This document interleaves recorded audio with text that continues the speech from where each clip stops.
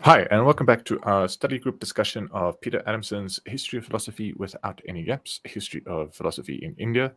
I'm Nerdalliun Plebz, and today with me, Rogério Marques and Graham Pong. How's it, guys? Welcome back. Hey, Always great to be here. Yeah, so and today let's we'll be go. discussing episodes 4 to 6 of the History of Philosophy in India, and we'll be taking a look at, I guess, a little bit about the Upanishads and Indra's search for the self, and a little bit about karma. So getting more into some technical stuff today than last time. Yeah, a bit more philosophizing philosophy. Yeah. So let's check out the visual aids we got here. So yeah, we will be looking at the Upanishads. Of course, not all. We will realize that there are many, and also checking out how these Brahmanic, Vedic priests and philosophers would muse about the self, and also how they incorporated this notion or doctrine of karma and what did it mean to them and what might it mean to us. So to begin, I would like to introduce you guys to the three main divinities of the Trimurti of the Hindu pantheon, to complement the previous session in which we've seen the more elemental kinds of gods, Indra, Surya, Vayu, and Agni. And now we will check who is the creator, who is some in the Upanishads. He appears called Prajapati, but he is identified as Brahma, not to be identified with the concept of Brahman. Very important. And here he is with a more conventional representation of Brahma, including both classical and modern look. Then, so first the creator, then the preserver, Vishnu. Here you can see Vishnu with his supposed reincarnations. One of those is even considered the Buddha. And another one is Krishna, Rama. So he's been dropping in and out of the physical world according to Hindu religion. And then we have Shiva, the destroyer, to complete the Trimurti. I find these three concepts of divinities interesting because they match really nicely to phenomena that we see in nature. We see nature flourishing, sustaining itself, and then decaying. We see individual beings growing, keeping themselves alive through processes like homeostasis, and then they inevitably and eventually grow older and die. So maybe they had some insights on of what the universe is doing, and they use the gods as kind of figure pieces that represent these forces. And feel free, guys, to comment on these gods before we go forward. Yeah, so Peter Adamson talks a little bit about religion and Indian philosophy and the relation. He says no need for him to dwell on it too much because it's not a history of religion. But he makes the point that in many of the Indian stories, the gods are kind of window dressing. So there are characters in stories, but they don't feature so prominently in accounts of the creation of nature. Like in accounts of the creation of nature, it's usually cyclical accounts, and the gods not usually important explanatory principles in those kinds of accounts. And also, they don't feature all that much in like divine command theories of ethics. For the ancient Indians, ethics is sort of baked in to the order of the universe, with or without the gods. So yeah, I think one of the expressions he uses is in these stories, the gods are kind of window dressings, so like cultural heritage, but not not hugely important like a belief in God might be in some of the Abrahamic religions. Yeah, we could in the Upanishads switch out the gods for very wise characters that are human beings, and the story would hold up without any problems. There's no strange physics involved in what they do. They're just talking. So this talking could be done by wise sages, philosophers, and whatnot. That's also what I think. Yeah, no, I just wanted to weigh in here and very much second that importance to keep distinct the difference between Brahma and Brahman. Because when I was reading this stuff as, again, before my teen years, that was one of those that often I didn't do that, and that would often lead me to confusion. And essentially what they're talking about here with the Trimurti, they kind of tend to encapsulate the hero's journey.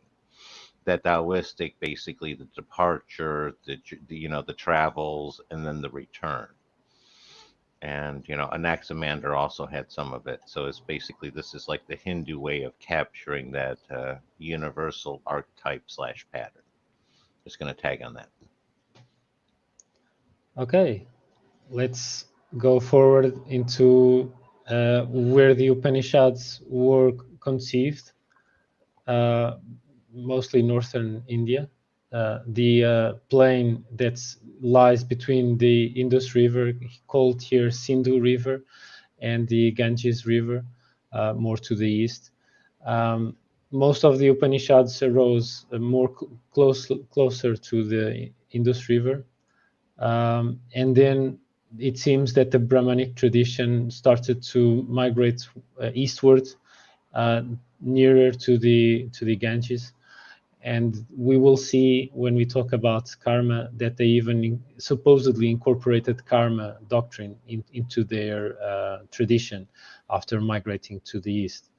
So as for the Upanishads, Peter Adamson and Jonathan Ganeri characterize them as symbolic, evocative, inspirational, plastic in meaning. So we can reinterpret them and draw different interpretations from them on further readings. They do not do close conceptual analysis, so they're not hard philosophical texts. They're more akin to the Platonic dialogues. They set broad philosophical themes, unlike some of the Platonic dialogues. They are quite open to interpretation, as most religious texts go. And one of the most peculiar, most prominent characteristics is that in how they uncover hidden connections between things, which actually is related to the word Upanishad. The establishment of the hidden connection, or the uncovering of the hidden connection. One example is no one who would have thought by themselves, us living here in contemporary 21st century, that there is a profound connection between the self. Probably it's not intuitive, or we wouldn't get there alone, but it is mentioned so many times in the Upanishads that there is a strong connection. They claim that there is a strong connection between knowledge of the self and knowledge of the cosmos, as in, if we study ourselves, there is cosmos in ourselves, and this cosmos that is in ourselves might bear a resemblance or an identical structure to the cosmos overall. And so their emphasis on studying the self has a lot to do with this connection. Then, just like other dialogues, they use named characters. At this point, we don't know if the human characters really existed or not. I won't pronounce myself about the gods. The characters, when they are in dialogue, they often fall silent, a bit like the aporia that happened in the Platonic dialogues, because they are perplexed, or they cannot match the other person's arguments, for instance. And so there's also this use of familiar things like the body of a horse or a human being, the body parts of a human being or a chariot, to kind of correlate with things that are more unfamiliar, like the self or the cosmos overall. And when I was studying these 3 episodes, this question just popped in my mind, because some of the Upanishads, the older ones, were actually created before Plato's time.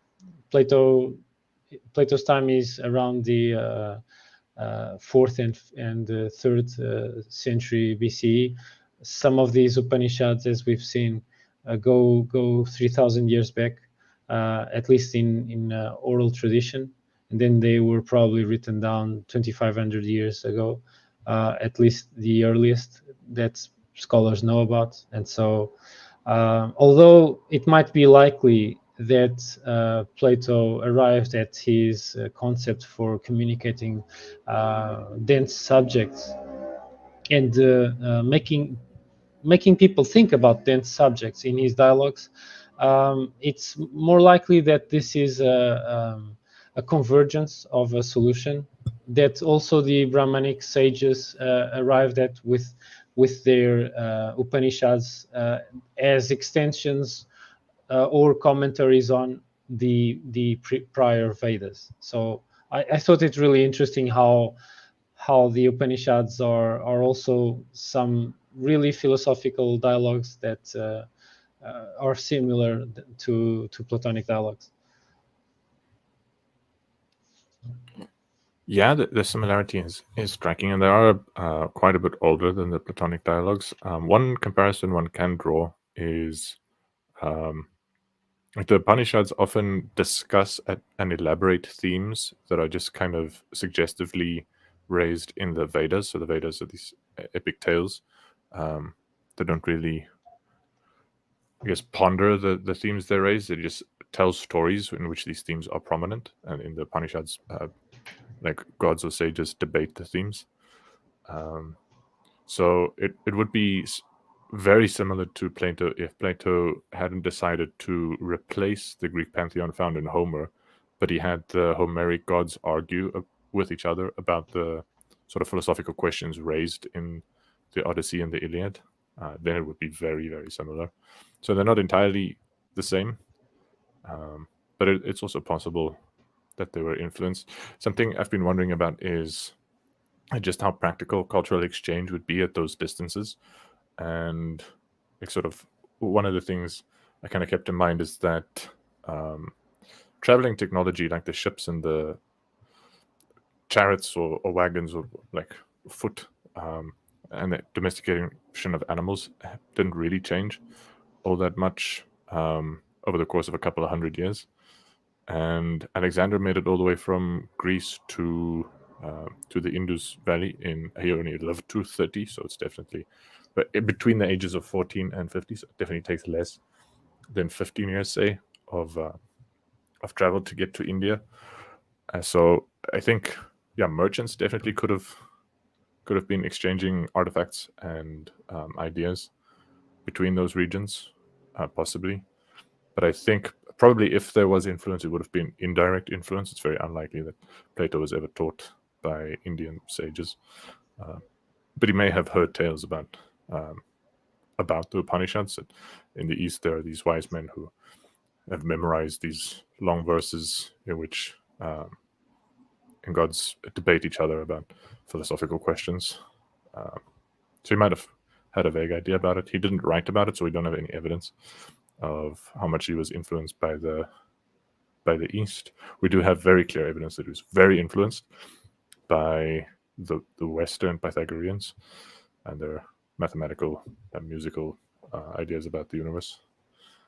They were much closer. Also seems likely that he would have been influenced by Egyptian ideas and Mesopotamian ideas. But yeah. Graham, any thoughts?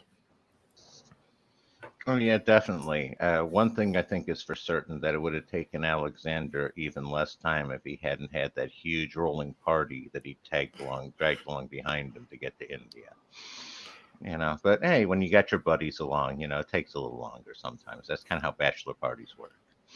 Um, as far as the cultural diffusion goes, I think I don't see a whole lot of problem or even doubt that there was much of it, primarily because of two of the more modern social, social structure concepts like trendsetters and early adopters. Because you really only need a couple of, a small group to travel from India to a place in order to have a huge influence. And one thing that's kind of that they left out in the Upanishads, which is again so very much different than Greece, because the Upanishads and everything there is a one size fits all, is the practical knowledge that's built into the Upanishads, because they kind of switch from like a religious festival, ritual, to philosophy, to practical knowledge of how to do, day-to-day sorts of routines. And that's where, there's such a difference between the Greeks, where they were very explicit in divorcing it into this is just philosophy.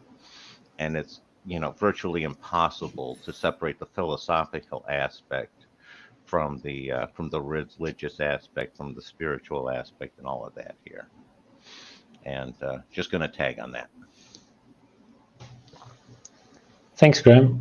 Let's move forward with the how the Upanishads relate to the Vedas. So, as Adamson and Ganeri mentioned, a given Upanishad will be associated with a specific Veda, and so we have the four Vedas: Rig Veda, Samaveda, Yajur Veda, and Atharva Veda. The Yajur Veda divided into Krishna and Sukla. And the different types of schools, basically Mukhya, Samanya, Sannyasa, Sakta, etc., produce different kinds of Upanishads. And the most prominent Upanishads are the 13 from the second column in this table, and the ones listed in marked in blue font are the ones that we will be looking today. We will be drawing from. And so there are almost 100 Upanishads that we will be completely ignoring.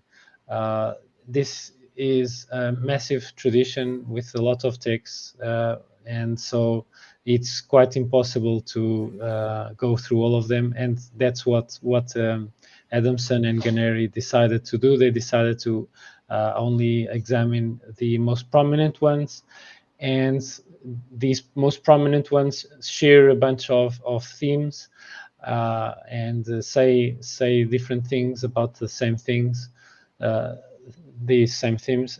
Even in a specific Upanishad, it might not have full agreement on what is the position on, for instance, the nature of self.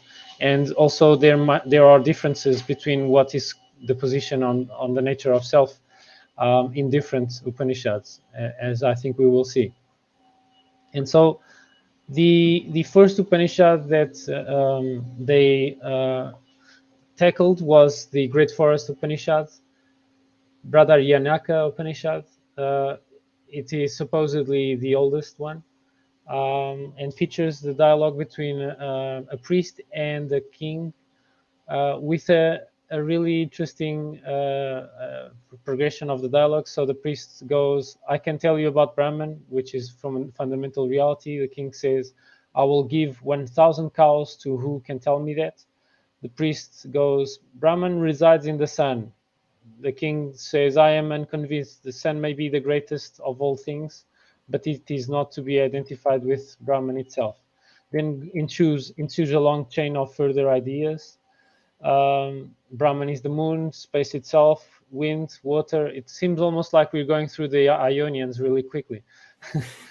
Sound or body, Atman. The king slaps down every suggestion. So the king is also a philosopher, a philosopher king.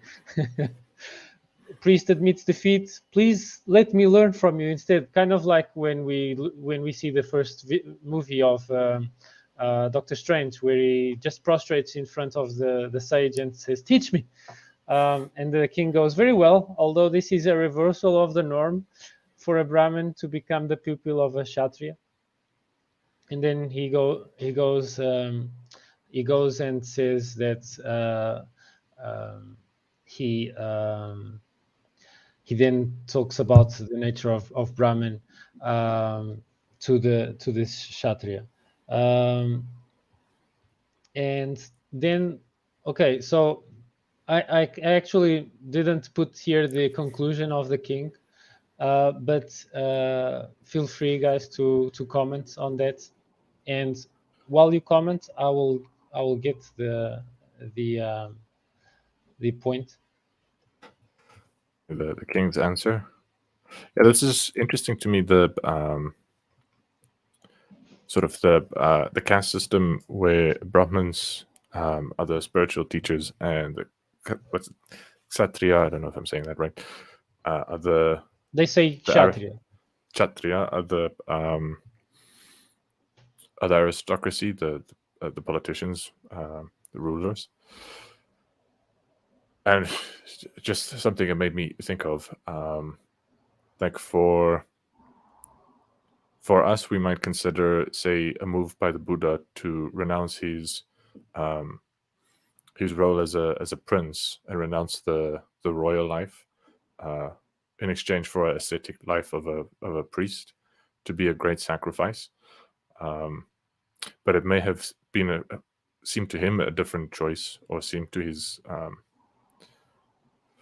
contemporaries a different choice, seeing that the priest and the Brahmin enjoyed higher social status in the culture than the Kshatriya. And so, yeah, he was quitting his job as a Kshatriya and promoting himself to Brahmin, which is maybe not all that self-sacrificial. It's a thought. Okay, any thoughts? Yeah, I'm curious about the wordplay on Brahmin and Brahmin, where it's like now you have the king teaching a Brahmin about Brahmin. And I don't know enough about etymology of the words or the language enough to know if that's any sort of multiple level play on words or pun or something like that. But I find that play kind of interesting here. And it almost seems like the caste system is sort of set up, almost Star Wars like, where the Brahmins were almost supposed to be sort of like the Jedi, where they were separated from kind of the earthly, worldly concerns and focused on, more of the Force sort of aspect, or the or Brahmin here. And I was just going to tag on that. Yeah, so they actually didn't go forward in this dialogue, Peterson and John Arden. So I don't have here what they would say after this one. I was transcribing and figuring out what they were saying and moving fast. So yeah, the main theme here is that the castes seem like they are fixed in stone, and this Upanishad seems to be challenging this order. And I really liked Graham, your mention of Star Wars, because supposedly George Lucas drew from Hinduism to devise his Star Wars and the Force. The Force is similar to Brahman. The Brahman sages who supposedly levitate and do stuff that's impossible physically are akin to the Jedi. So I think it's a noteworthy connection there, because supposedly the man really read his Vedas and Upanishads before writing Star Wars. Cool. Yeah, so just to keep it. Oh, go ahead. Sorry, just to keep it straight with I was thinking about Brahman and Brahma and so Brahma, Brahman, and Brahmin. Brahmin. Yeah. Like 3 terms that's very close. I'm just picking up, Graham, on your comment about the wordplay. So Brahma is the creator god of the Trimurti. Brahman is the fundamental upholder of everything, fundamental principle that upholds all reality. So it's similar in some ways to, I guess, Aristotle's notion of the first principle. And Brahmin is a class, like a priestly class, social class of people, whose job it is, I guess, to know about the gods and about Brahman. Sorry, you guys were talking about Star Wars. That's a little off topic. Yeah. So let's go forward, and there's another section in this Upanishad with a different dialogue with different characters. There's this other king, Janaka, who plans to give lavish gifts upon a group of priests who carry out a sacrifice. And he says, "I want to discover who among you is the most learned." Yajnavalkya, who is the brightest one apparently, steps forward and is questioned by a series of rivals. So they do a kind of competitive debate, reduces each of them to silence in subjects of ritual and cosmological and self-knowledge philosophical issues.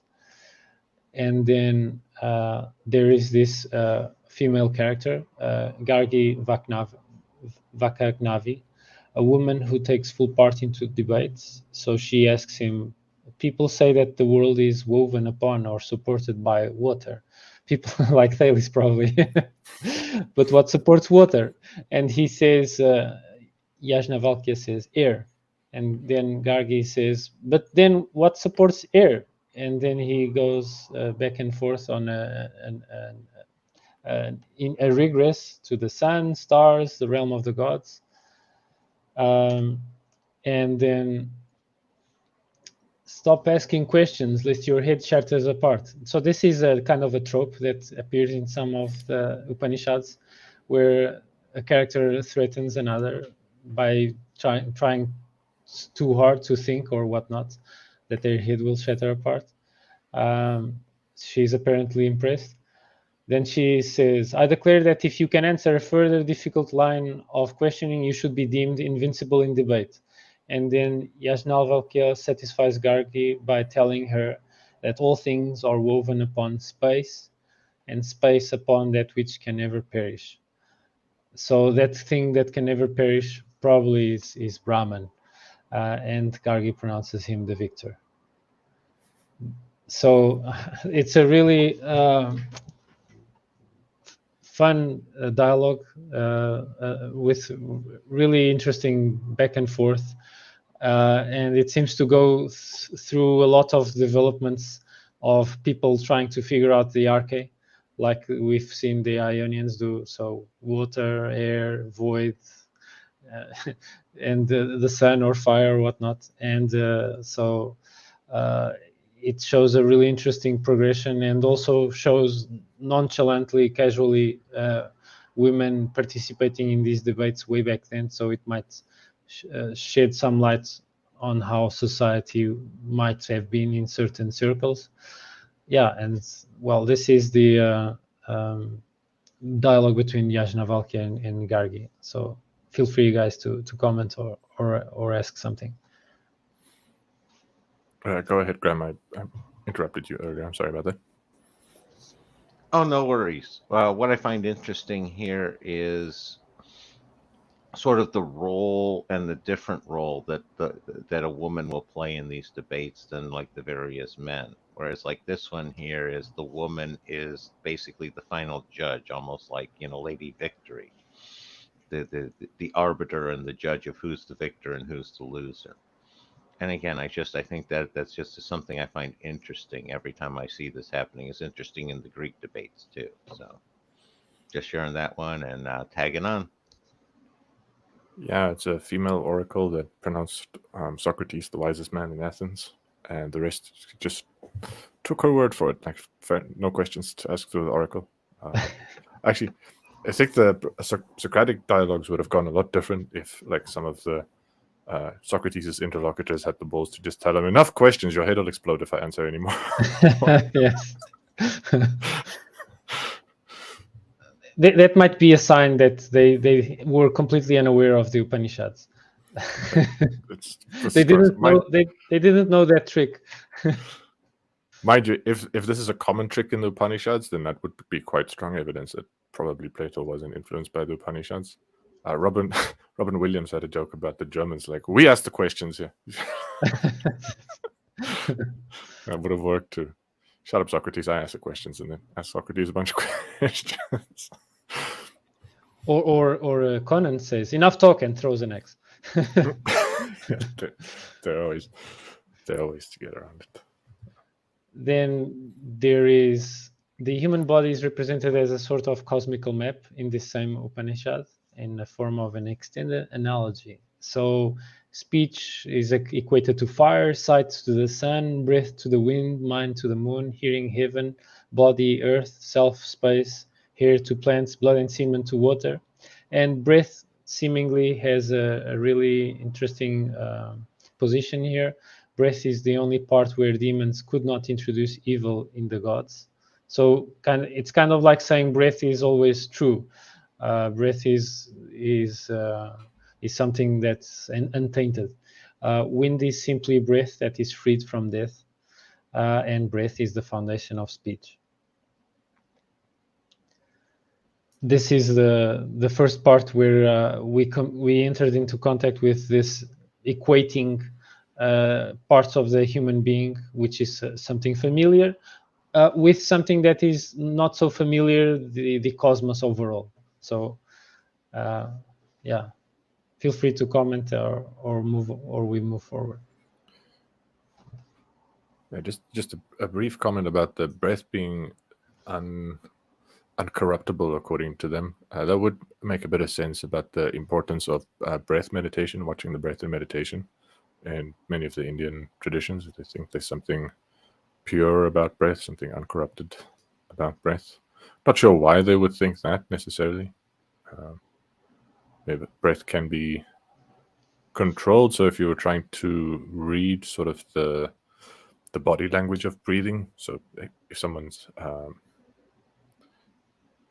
most of that body language would be subconscious, but like a trained actor could easily fool you with that. So it could become corrupted. I'm not sure why they think it wouldn't become corrupted.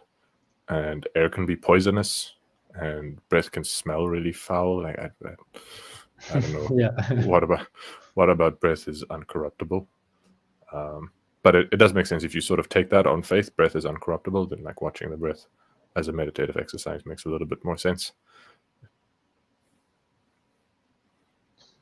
Yeah, I think that's one of those. I would want to know just what they mean by corruptible before I try to sit there and think they were saying something that sounded too outrageous, because a lot of times it could be that it's a bad translation, or they're using the word in a way that doesn't work bad as well out here. And one of the things that I'm reminded of here is this is also in other traditions as well, the sort of cosmic body in Jewish thought is the Adam Kadmon, and it's the you got a lot of Hermetic reflected here in the as above, so below, where if the humans have a body, you're going to have a higher level body reflected above, and it sounds like what they're reflecting in the Upanishads is sort of the philosophical version of rap battles, where they basically just sort of throw down at each other, and whichever one can't respond is the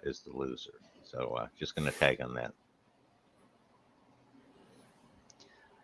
And then we have here a quote: "You must surely have asked about that rule of substitution by which one hears what has not been heard before, thinks of what has not been thought of before, and perceives what has not been perceived before."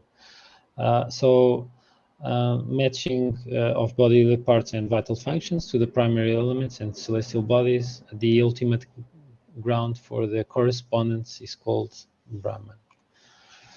And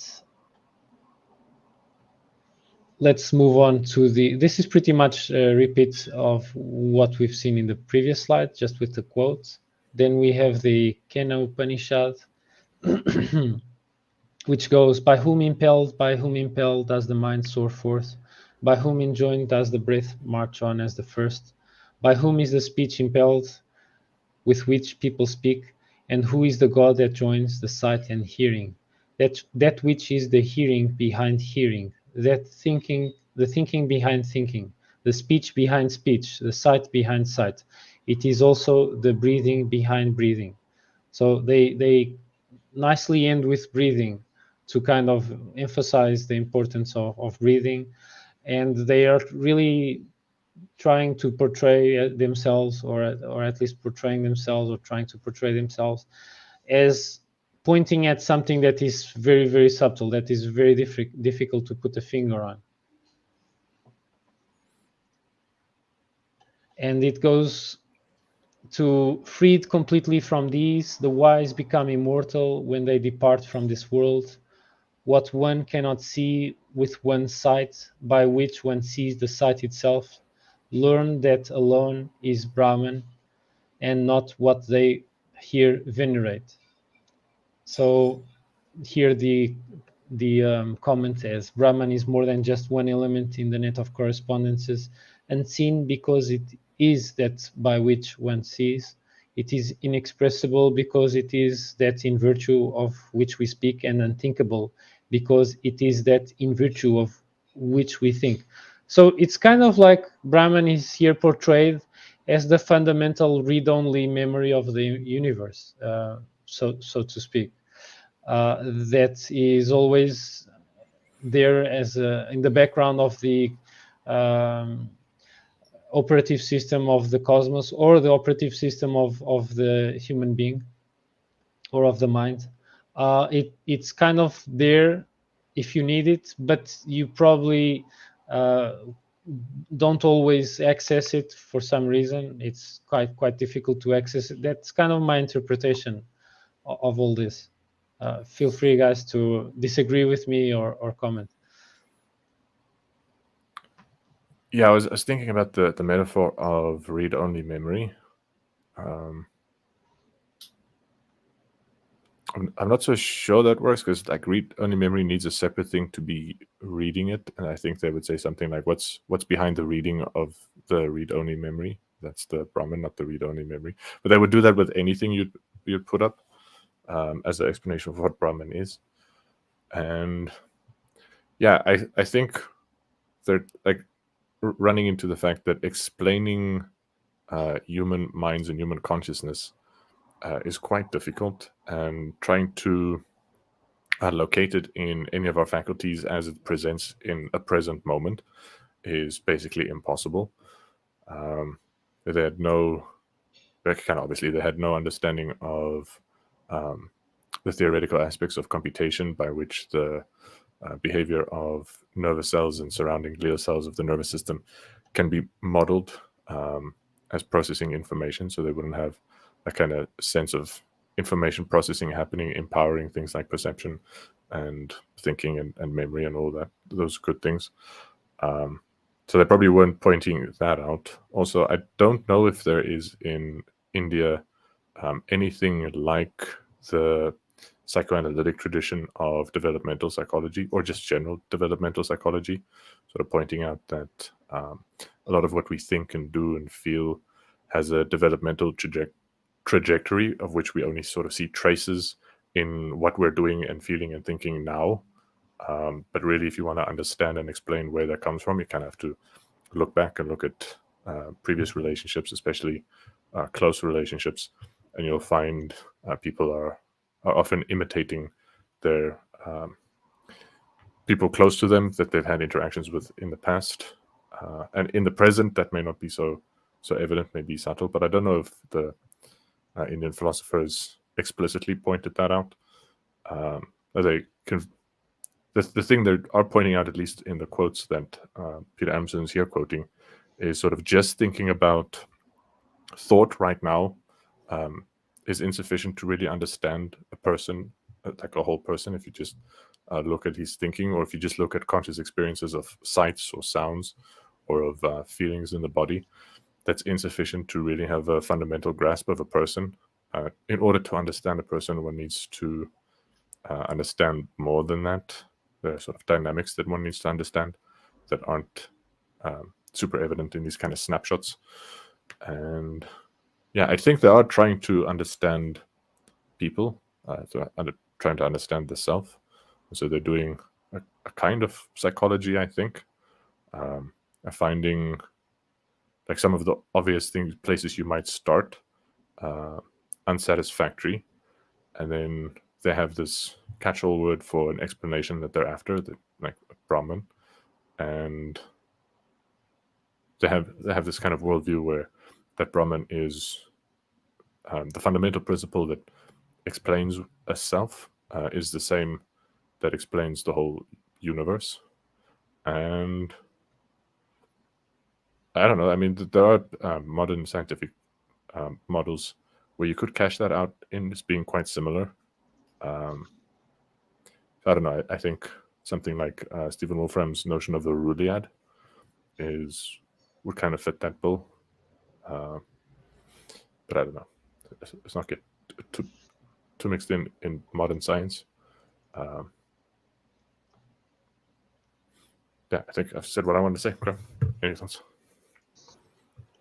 Yeah, my take on is what they're trying to say here is the difference between perception and the content of perception. And they're basically more or less saying that analogously that Brahman is perception itself rather than any given content of the perception. And it's not like you can perceive perception itself, because by definition, perception is going to carry content, and there's no content within the capacity to perceive. And you're kind of setting up a philosophical Russell's Barber's paradox here. How do you perceive perception, sort of thing. And the other one is, it comes across very clear to me that it's sort of like Brahmin is this is the word they used on the Indian side of the Himalayas, and Tao was what they used on the China side. And the two seem to be like almost identical sort of concepts in the way they're writing about it here. So just going to tag on those observations. Yeah, for sure. There does seem to be a similarity between Brahman and Tao. Okay, moving on. Then in the Chandogya Upanishad, we have this self of mine that lies deep within my heart. It contains all actions, all desires, all smells, and all tastes. It has captured this whole world. It is Brahman. On departing from here after death, I will become that. So the division of things into classifications is itself in a correspondence with the order of our minds. And also in a single quote here, they kind of claim correspondence between the self and the cosmos, and also the immortality of a part of us, the part of us that is Brahman.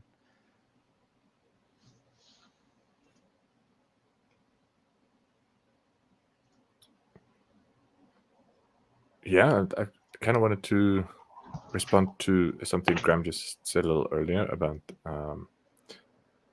perception and Russell's paradox. So I think you could get Russell's paradox exactly if you would answer one of these questions about what is Brahman. If you said Brahman is everything that perceives everything except for itself, you get a nice. I think you get it out there. I don't know if they're equating Brahman with perception itself, because it's also the acting behind acting, and the speaking behind speaking, and the breathing behind breathing, which isn't necessarily perception, although it is the seeing behind seeing, which is perception, and the hearing behind hearing, which is perception, and the thinking behind thinking, which could be argued is a kind of perception. But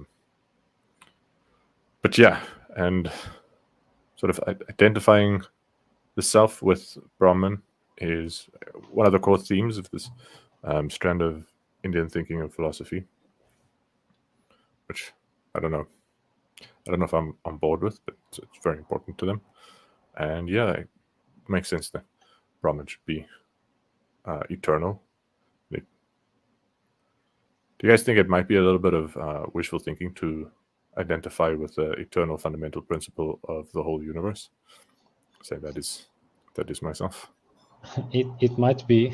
It might be because it's kind of like a yearning for belonging to something greater and something indestructible, something much more powerful, which for a human being that feels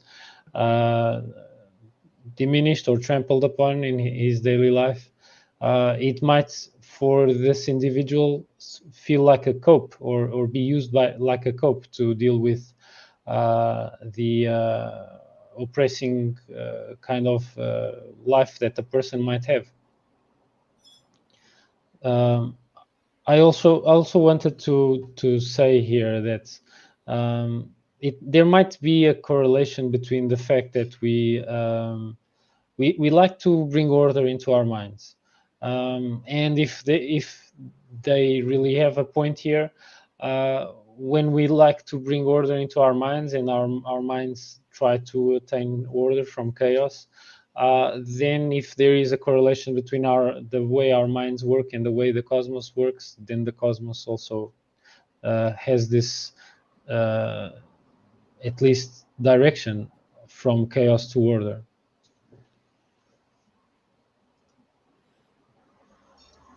No, I agree. And building on what Nerdalliun said, that sounds like by implication that if you set up a Barber's paradox for the self, where the self can't perceives everything but the self, it makes sense that then you'd end up as a following from that basic definition. There is no self. The self doesn't actually exist. And basically, it's almost like an inherent blind spot in any sort of philosophy based on that as a premise. Interesting. No, thanks for that tag. Okay, moving on.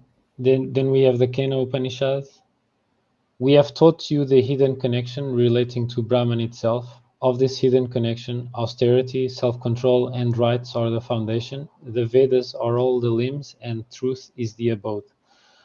So here we have a quote by a modern scholar. Each Upanishadic teaching creates an integrative vision, a view of the whole, which draws together the separate elements of the world and of human experience and compresses them into a single form. And well, they clearly allude to the hidden connection, and they draw a connection between a life of austerity and a life of inner development, basically.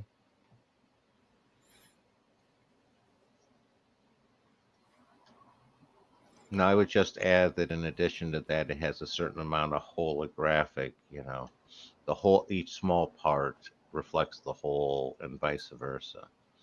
It's a fundamental aspect of a lot of scriptures. They tend to have that structure. Tag it. Yeah, something I relate to very strongly is a intense curiosity that I feel whenever I seem to catch a glimpse of a connection that I wasn't aware of before, and I don't quite understand what the connection is. So I've noticed this most clearly when I was under the influence of various substances in group settings. I would notice dynamics that in the group, and these days I would term it mostly emotional dynamics in the groups, that had escaped my notice before then, and was intensely interested to understand that kind of those dynamics, and I didn't understand them. And I think there would have been lots of things.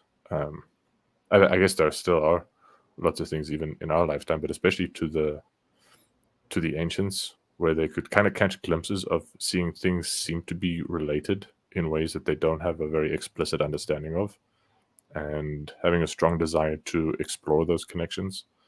So I think like a whole genre of texts of people exploring the hidden connections between things would have probably been, I can understand the appeal, and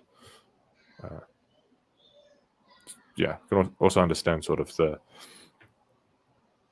making claims for having elucidated hidden connections, where those claims may have been a little premature, in that the actual theory of hidden connection that was articulated may have been not very impressive or very explanatory, have a lot of explanatory power. But some theory was offered about some connection that a lot of people would have been unaware of. And yeah, interesting genre. It's kind of a shame that we're only covering a couple of them. It would have been interesting to maybe spend a bit more time on them. Like we did, how many Platonic dialogues? We spent quite a lot of time on individual thinkers in the pre-Socratics. It would have been nice. Yeah, maybe we only left out 2 or 3 Platonic dialogues. I think we went through most of them. I think we went through about half of them, if I recall correctly. But even half of them is way more than we're going through here. Like, how many are there? There were about 30 odd. Yeah, I think we did about 15 or something like that. Yeah, it's really interesting. I also getting a greater appreciation for just the diversity in these texts. Like they seem to contain contradictory statements within single text. Like, so they have different points of view in these texts because they are dialogues, like same as in Plato's dialogues. So yeah, it's nice to see. This also reminds me about some of the function of poetry and the use of metaphor in poetry, where we draw connections. They might be contrived connections, to be sure, sometimes between apparently unrelated things. But some of these connections, they might even have some points to propel further investigation, like this poetic view of the cosmos having a holographic similarity to the self. Yeah, Graham, sorry, would you like to also comment or add something? No, I was going to say I pretty much agree with a lot of what Nerdalliun's saying as far as not going into more depth into each of the Upanishads than we did in Greece. I say we can just blame Adamson for that one. We're not going into depth because he didn't. So yeah, that's my story, and I'm sticking to it. Tag. Okay, moving on. I was kind of complaining about Peter Adamson doing that. I wasn't criticizing us. So yeah, I'm on board with you. Graham will blame it on Peter Adamson. And his collaborator, what's his name again? Jonathan Ganeri. Ganeri. Yeah. Okay, then the pair drew here a broad theme of the Upanishads. So conception of the nature of the self is the key to conception of the nature of the world. It's often stated in the Upanishads, either explicitly or indirectly. So just figure out the self and all else is figured out. Easy, right? Not so easy, because they also say that the self is super elusive, more subtle than subtlety. Then we have here, so feel free to comment on these thoughts before we go to another different Upanishad. Yeah, I think I made the comment just before we started. I'm really glad that at least some Indians had the good sense to study things other than the self, like mathematics and law and medicine and governance and accounting and all those good things as well, and not just the self. Because this does really motivate people to study the self, and that can be good, but people can get a little navel gazing and self-obsessed too in a way that can be unhelpful. So the purists, I think, would just refer to those as theories of applied self, as opposed to pure theory of self. So, tag. Series of. So wait, prime number theory is a theory of applied self. Is that correct? Well, it's sort of like the difference between real theoretical physics and applied physics, where you get dirty and you work with the materials and you get practical results and stuff like that, as opposed to stuff like string theory, which is so much more fun. Hey. Yeah, really nice conceptualization of this. Yeah, prime number theory is just you musing about prime numbers is just you applying your prime number theory to doing operations with numbers, which is the application part. And if you're doing prime number theory, you've already figured out through the study of the self that they are prime numbers, and so by extension, even prime number theory is just an application. If I'm interpreting this correctly. Definitely, Okay. no, definitely. Go on. Then the Mundaka Upanishad that goes, as a spider spins out threads, then draws them into itself, so from the imperishable all things here spring. So this idea that the world emerges from a single unity, Brahman, supposedly, only to resolve eventually back into it. That means that there is some fundamental that supposedly we can study from which all things arise. So everything is kind of holographic. Everything has kind of like everything is related to everything because of this common origin, including ourselves. And so there might be something like this in this message. Feel free to comment, guys. Yeah, I thought it was funny. Peter Anderson mentioned Hume's remark about how anyone could compare God to something so contemptible as a spider. So, it's amusing. Hume was amusing at times, very irreverent. Oh, definitely. Hume was a lot of fun. No, this one is one of those that definitely jumps out as very Tao-like to me. And it just that whole idea of emerging from the single unity and resolving back into it. It's also Anaximander again with his apeiron, from the formlessness, and just again cross-cultural themes. Each of them seem to be trying to express. Tag. Okay, and having said that, let's go to the Chandogya Upanishad, where we have another dialogue.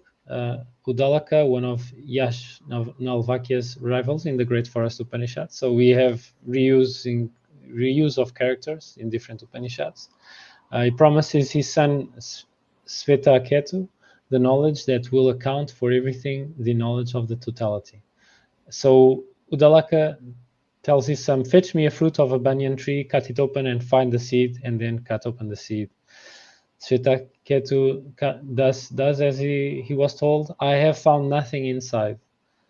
So Udalaka goes, within the seed is the finest essence, on account of which the banyan tree has grown. It is the essence that constitutes the self of this whole world, that is the truth, that is the self.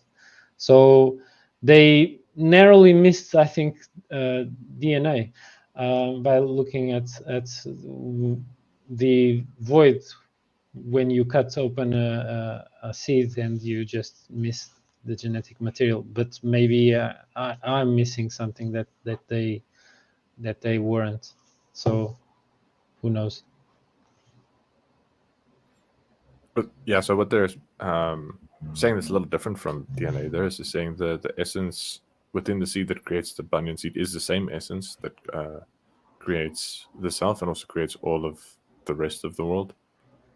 So yeah, that goes, I think, a little bit beyond just saying like all living things have DNA and DNA sort of structures all living things, which apparently isn't all that true anymore. There's a very interesting scientist, Michael Levin, who's found species that seem to evolve in a way that's much less dependent on changes in the DNA. So there are methods by which organisms can grow in ways that correct for errors in DNA using bioelectricity. And that error correction term, or that error correction for mistakes and errors in the DNA can get so good that essentially over time changes in the DNA become more or less irrelevant to changes in the organism, and they evolve by other means other than DNA change. So the essence is carried in a different part of cells than the DNA. But I guess for most organisms, it's true that changes in the DNA have a profound impact on growth. But apparently DNA isn't the only game in town for encoding information or the essence of beings. But yeah, they're not really explaining DNA here. They're just making a fairly obvious observation that, well, seeds have the potential to become a tree, and in order to have that potential, they must contain something like an essence of what it is to be a tree. Like, they're not really explaining that there's information or potential, just saying it's in the tree. There's like the underlying principle that becomes a tree, and that underlying principle is the same as the self and the whole world. So yeah, those are my thoughts. Graham, any thoughts? Yeah, no, I agree. It's they're very much echoing the concept of essence preceding existence. That the essence of the banyan tree, is actually contained within the seed, even though you can't see it, which is precedes that existence of the banyan tree. But I also agree with Rogério. There are clear echoes and almost references to DNA here, and I don't see the two interpretations as inherently contradictory. Is if you look at DNA as basically a physical representation of that essence. Again, little subtlety, and you can kind of get that way if you interpret via von Neumann, and with his self-reproducing automaton, tagging on that. Yeah, for sure. DNA is like a CD or a hard drive. It's a medium on which information can be stored. The medium is a bit arbitrary as long as it works. And maybe they were kind of alluding here to information being the arche. But in their language, and I cannot kind of comprehend what Brahman means without it involving some kind of information, perhaps, and timeless information that is indestructible in some sense. So that's kind of like the approximation of interpretation that I'm gravitating towards here, with these different accounts, that Brahman is both related to information and timeless and changeless. Yeah, that seems right. I think it looks, but maybe this is cultural conditioning that makes it look this way to us. It looks like they're trying to point at something like a unified theory of everything. That's some kind of mathematical or informational structure that's timeless and universal and gives rise to everything. But they don't spell it out in those terms. So I don't know. I was going to say, to me, it very much echoes of Wheeler's "it from the bit" concept, where everything is information and exchange of information. And again, interesting ideas. Tagging. Okay, let's move forward to another quote here by the pair, Jonathan Guarneri and Peter Adamson. So they wrote, "A single essence, an essence within an essence, unifies, integrates, and explains the whole. But this essence is also invisible. Thus, seeing the correspondence and perhaps even identity between self and world is only the first step of a longer journey. For the self is not the sort of thing that just offers itself up for understanding." So the self really hard to pin down, to pinpoint, to put a finger on. But supposedly it is holographically related to the arche, the essence or fundamental principle of the cosmos, according to this very Upanishadic worldview. Yeah, so something that just occurred to me is relating to the way names were used in ancient Mesopotamia and how names were used to define selves. So people really identified very closely with their names to the point where there was a sort of immortality cult where specific people would be hired to pronounce the names of the dead at important festivals so as to continue their existence into the future. And then later little statues were carved with people's names on to make them continue into the future. And yeah, part of the way that whole thing worked was for kings and gods to have a long list of honorary names to express their greatness. And something that wasn't highlighted in the specific text that I was reading is, I'm pretty sure, based on my experience, my own experience with using name calling and just name calling in general, is I bet in ancient Mesopotamia people also would call each other names to curse each other. And that was probably a big source of conflict. So a bit of speculation on my part here. Maybe some of the social function of the Brahmins were to maintain harmony and peace in a very volatile social atmosphere where very many people and periodic famines and shortages are just ripe for horrific violence, and seeking ways to tame that violence and to not make a bad situation worse by escalating violence. And maybe pointing out that it's very difficult. So first of all, to not try to define others may sort of disincentivize people from calling each other very insulting names, and also pointing out that even the self is very difficult to pin down, very difficult to give a name that truly captures the self, and so that should apply to others as well. They're very difficult to really understand a person by simply calling them a narcissist or a psychopath or that kind of thing. Like you're missing stuff about that person by just slapping them with a name like that. And yeah, maybe the Brahmins, part of what they were doing by pointing out the self is not simply a thing you point down by saying this one is a narcissist, or this one is a psychopath, or this one is a hero, or this one is divine, or whatever.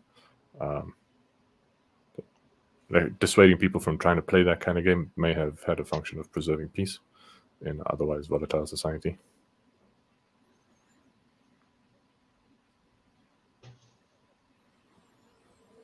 If I may, I would like to add that I thought your intervention now is really interesting, Nerdalliun, because it kind of attempts to bridge the connection between is and ought, and if it is really the fact that it's very difficult to point even our own self, much less the self of others, that's even more obscure supposedly.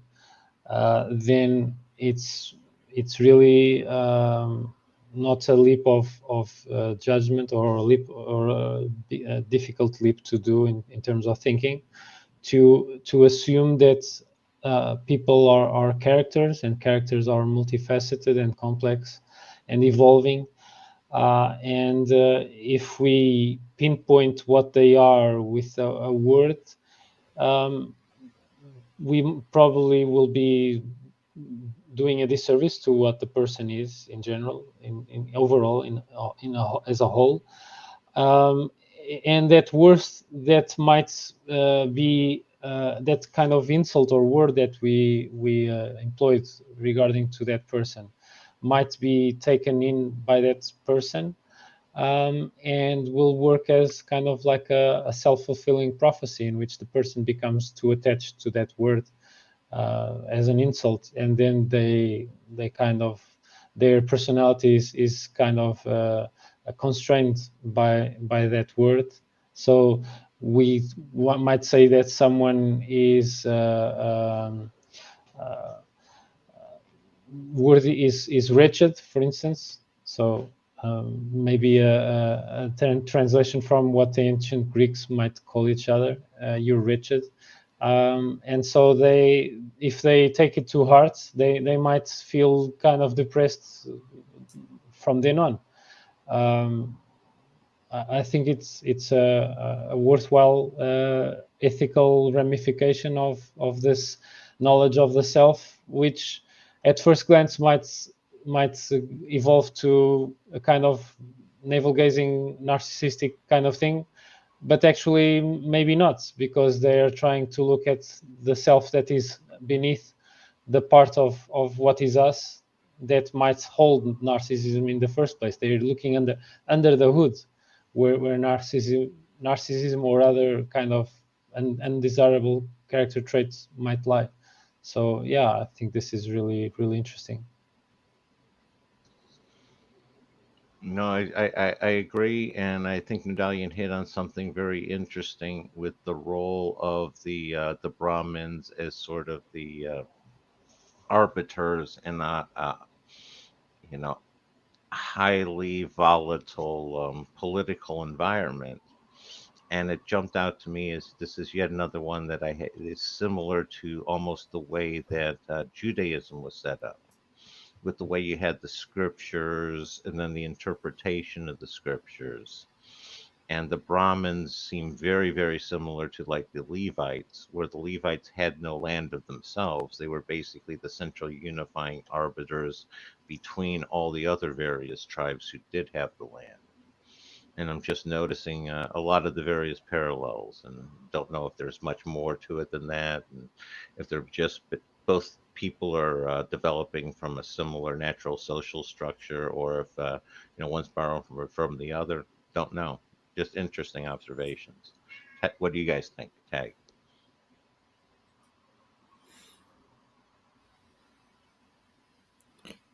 Yeah, I think whether they were borrowing from each other would be interesting to look at the timelines of the different traditions. I think they're close in time, so that makes it more plausible that they're independent. I actually don't know about the closeness of time and independent versus influence each other, because sometimes things happening close in time are arguments for them being related in some way. So the occurrence of writing in ancient Mesopotamia at the same time as a change in style and art is used to argue that writing and art had a mutual impact on each other.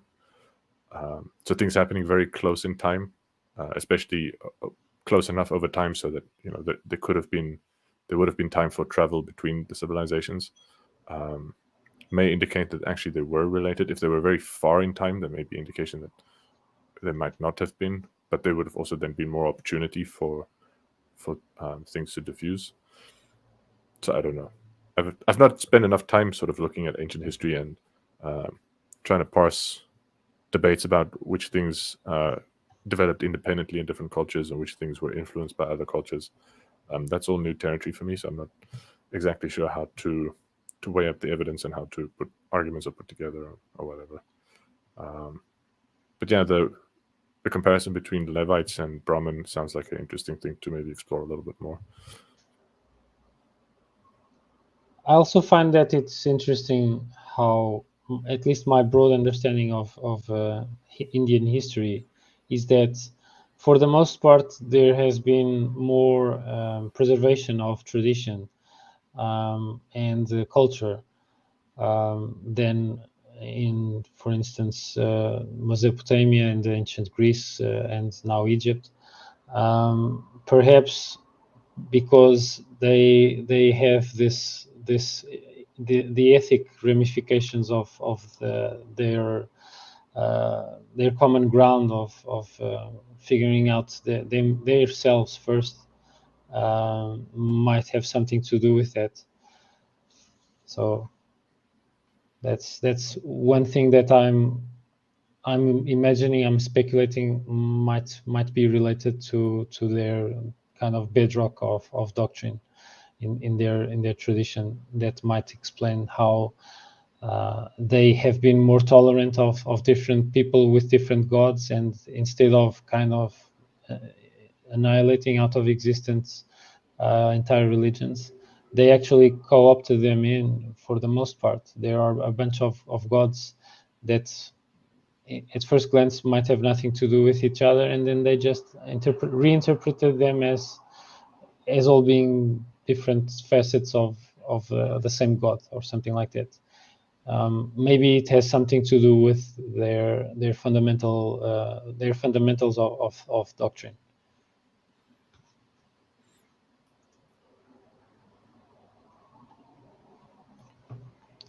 Yeah, I think to understand the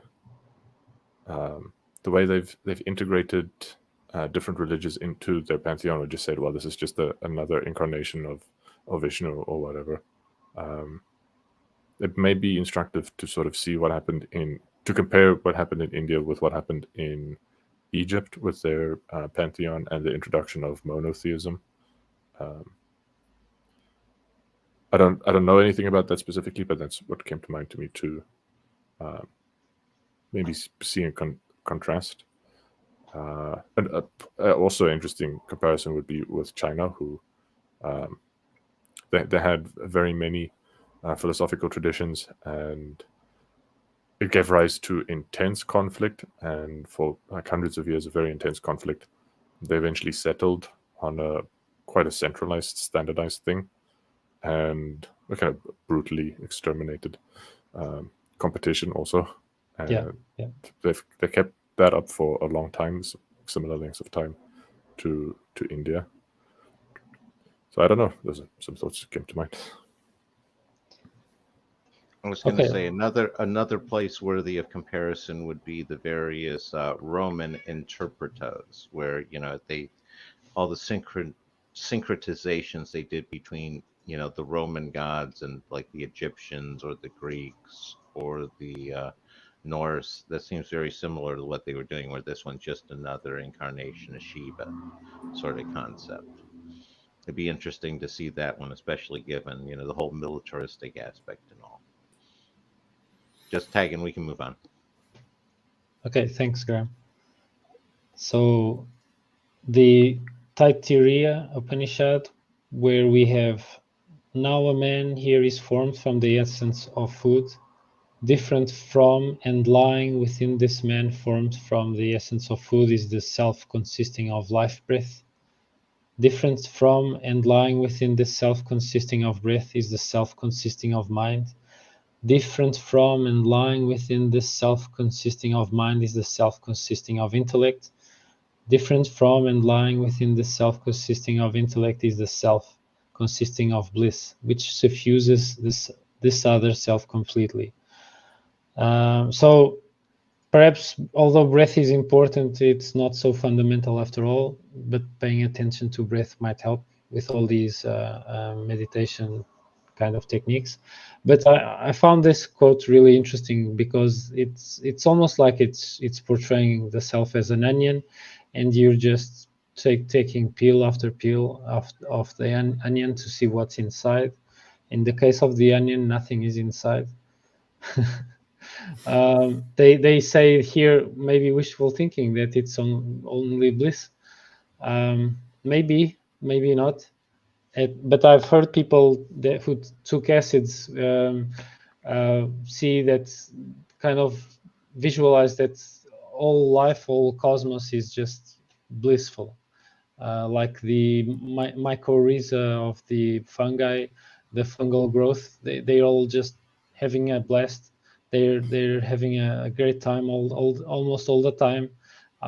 Even if they're kind of injured by someone shoveling the ground, they're just laughing it off and keep growing otherwise. And so, yeah. Yeah. Well, that's quite a different image of the world to like all life is suffering. Yeah.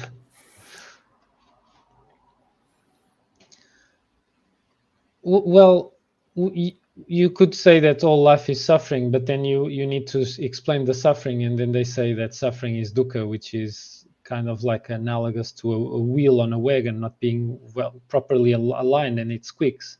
So if everything is in alignment with the cosmos, according to this Hindu idea, and also looking and comparing with the Buddhist idea as well, if everything aligns, if everything is properly aligned, then no suffering is supposed to be produced, and the only thing that remains is bliss. At least that's my interpretation. No, I agree. That's what they're saying. It's sort of like the definition of suffering is the idea that everything lives on top of, everything comes at a cost. You're living because something else is dying. He's like Nerdalliun lives because the cells die over time, and from that sense that's unavoidable. And that's where I'm coming from with it. I end up with a slightly different place. I don't see that suffering is avoidable. I think the goal should be minimizing unnecessary suffering. It's not that we'll never get rid of it, but we can sit there and make it the least amount that we just have to put up with. And going to tag on those. Yeah, suffering in and of itself is an interesting concept to explore. I think most people, like initial lay reaction, I think this was my initial reaction to suffering, is something that involves pain. Just any sort of painful experience is a suffering experience. And with an emphasis on physical pain. And then I sort of learned that there are emotional kinds of pain that are a little different from physical pain, and one can be in physical pain and not be emotionally suffering.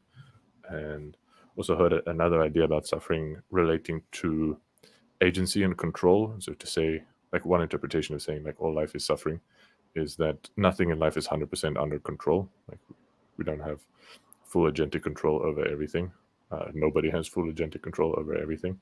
So sort of like equating the opposite of suffering with agency and control, and suffering being a lack of agency and a lack of control. Yeah, so, and that, I guess all of that is related to, but a little different from the idea of suffering as alignment or misalignment, and also a little different from the idea of suffering being a trade-off between, or just conflicting values. So yeah, the rich concepts to play around with, but maybe that's for another day. Okay, and what's next is Indra's search for self. So let's dive in. And it's in the Chandogya Upanishad. So in this Upanishad, Indra is presented as a seeker of wisdom. He is, of course, in search of the true self, a journey of self-discovery. Prajapati, who in the beginning of the session, I equated with the creator Brahman of the Trimurti.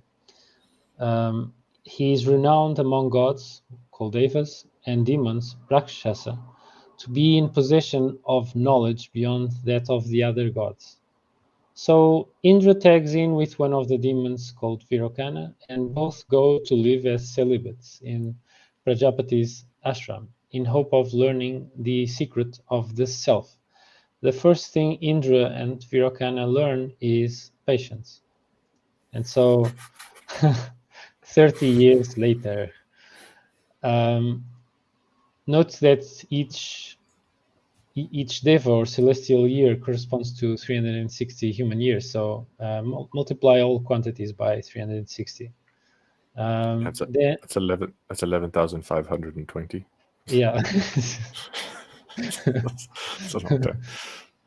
So Prajapati finally speaks for the first time after all these years, only to ask, "What do you want?" And then Indra and Virokana reply, "We want to learn what is the self." So Prajapati goes, "Look at yourselves in a pan of water and let me know if there is anything you do not perceive about yourselves." So Indra and Virokana look into a pan of water. And then Prajapati asks, "What do you see?" Indra and Virokana, "Sir, we see here our entire body, the Atman, a perfect likeness down to the very hairs of the body, down to the very nails." Prajapati then goes, "Adorn yourselves beautifully, dress well, and spruce yourselves up, and then look into a pan of water." So they adorned themselves beautifully, dressed well, and spruced themselves up, and then looked into a pan of water. Prajapati then asks, "What do you see?" "Sir, as the two of us here are beautifully adorned, well-dressed, and all spruced up, in exactly the same way are these, sir, beautifully adorned, well-dressed, and all spruced up." Prajapati: "What is the self? That is the immortal. That is the one free from fear. That is Brahman." So the two of them left with contented hearts. Virokana was never seen again in the surroundings of Prajapati's ashram. Apparently, he was satisfied with this explanation, which is, to be fair, a quite prone to narcissism explanation. And then Prajapati said to himself, "There they go, without learning about the self, without discovering the self." Sorry. So Indra eventually realizes that the reflected self cannot be that for which he seeks. For if the body can be made beautiful, so too can it become lame and crippled. He returns for further instruction. And then he waits for another 32 years. So it takes patience. Then Prajapati goes, "The one who goes happily about in a dream, that is the self, that is the immortal, that is the one free from fear, that is Brahman." At first, Indra falls for the lie, but is unconvinced upon reflection, because the self, as it appears in dreams, can still suffer anxiety and disappointment and suffering, as we mentioned. Indra returns to Prajapati, and Prajapati another 30 years later. So then he says, "When one is fast asleep, totally collected and serene, and sees no dreams, that is the self, that is the immortal, that is the one free from fear, that is Brahman." So Indra leaves contented, but again starts to have doubts and returns. This time Prajapati lets him wait only 5 years. Maybe Prajapati was also becoming more excited and wanted to give him the things how they are, because he was surprised that Indra returned so many times. So then Prajapati finally gives Indra the final answer, the true answer. "The one who is aware, let me smell this. That is the self. The faculty of smell enables him to smell. The one who is aware, let me say this. That is the self. The faculty of speech enables him to speak. The one who is aware, let me listen to this. That is the self. The faculty of hearing enables him to hear. The one who is aware, let me think about this. That is the self. The mind is his divine faculty of sight." So this has been a long story, to be sure, and the story also has a bunch of subintended meanings between the lines. So, like, Prajapati displays an astonishing reluctance to share his wisdom and willingness to deceive, and has a willingness to deceive both a demon and God. He insists on long periods of harsh living as a condition for receiving his instruction. Indra only seems to improve his understanding by going away and kind of figuring things for himself. So the thing of self-made wisdom, or do-it-yourself kind of wisdom, it showcases a pattern of knowledge and learning progression. So maybe an attempt to answer Nerdalliun, your question about conceptualization of development, of developmental understanding, or developmental psychology. So, and before moving on to each new stage of understanding, Indra needs to understand what was inadequate about the previous stage. Prajapati lets Indra figure out for himself what is wrong with each inadequate understanding. So he was not by all means, he was not the teacher that holds the pupil's hand. He actually acts a bit like a guardian, a gatekeeper, or a guardian of the wisdom. And he's expecting his pupils to kind of pay the price, or pay the cost, before he gives them the next phase of development. and I'm even surprised that he even gave a final answer at all. So yeah, this is Chandogya Upanishad.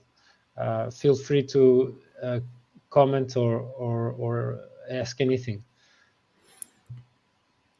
Yeah, so the willingness to deceive is something I have a difficult time with.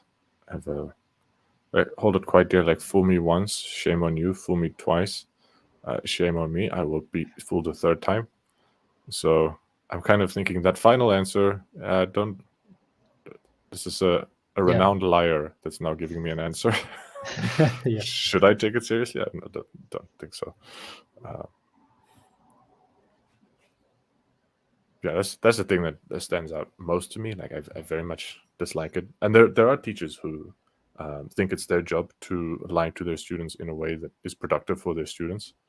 I think trust is very important in a wholesome teacher-student relationship. So if I sort of sense that my teachers are lying to me at all at a like regular basis, I will quit them as teachers. I will not go back to that. Fair enough. I don't think this is a treatise in ethics in education at all. Anyway. Yeah, no, I was going to say I find it interesting with the way he structured it, with the first lesson basically filtering out the narcissists.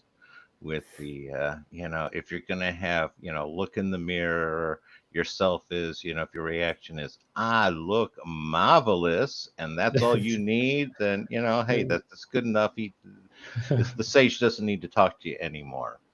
And my general thought, and to me, this tends to say as to why you should take him seriously.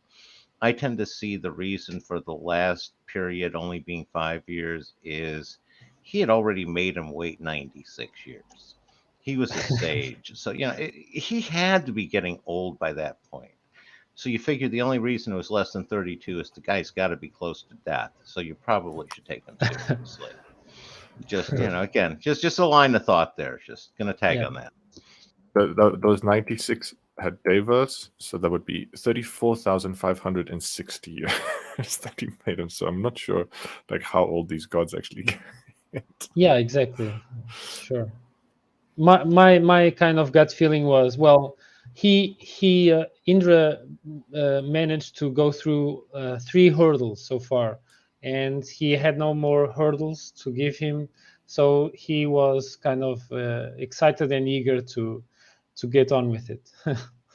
I also think that it's really interesting here that they kind of seem to equate the self with awareness or conscious awareness, like when we are perhaps more acute in contact with this is when we sit down and decide, I will not have any thoughts because I will meditate or something like that, and I will just breathe normally or just focus on my breath.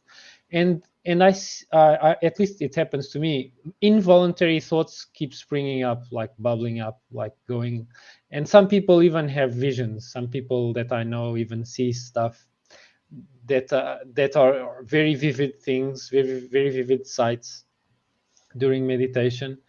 And all this, both the thoughts and the visions, are involuntary. And so if they are involuntary, they are, in our modern conception, generated by the brain, the part of the brain that maybe is less attached to where the consciousness lies, which has already been more or less pinpointed as a small area of the medial cortex, that when it gets lesions, people start losing their conscious awareness. By contrast, if people get lesions on the cerebellum, for instance, no change happens to conscious awareness, only to motor skills and motor skills in general, coordination skills. So yeah, this is what my take on it. Yeah, so there's an emphasis on there being some unity. So the phrase "the one," is repeated many times, and also emphasis on awareness, and also an emphasis on deliberate determination of actions. So that let me see this, let me say this, let me listen this. So there's a kind of faculty to choose action, so an agentic force that's able to guide the mind somehow, even though it's imperfect. And Prajapati says that one agentic thing that's aware of its own agency, that's the self. Which I'm sure Siddhartha could pull that apart why that's not a satisfactory answer. Yeah, they're clearly expressing the concept of the basically like the concept of the body is just a like an avatar. You're just inhabiting the body. And the idea that the self is something that just accesses the body. And that seems to be what it's doing is, when it's saying the let me see this, let me say that, it's basically that's that accessing the body and is taking advantage of the faculties of the hearing. And the self is just that internal processor. It's not the external senses. It's not any of that one. That's my take on what they're trying to express here. Tag. Yeah, maybe in contrast to some of the other things they say about the self, I think this one is quite close to a typical Western notion of self. So when people say they were beside themselves, or they were not feeling themselves, or that they acted not themselves, they are sort of indicating that there was something outside of their usual sense of agency, like their usual intentions.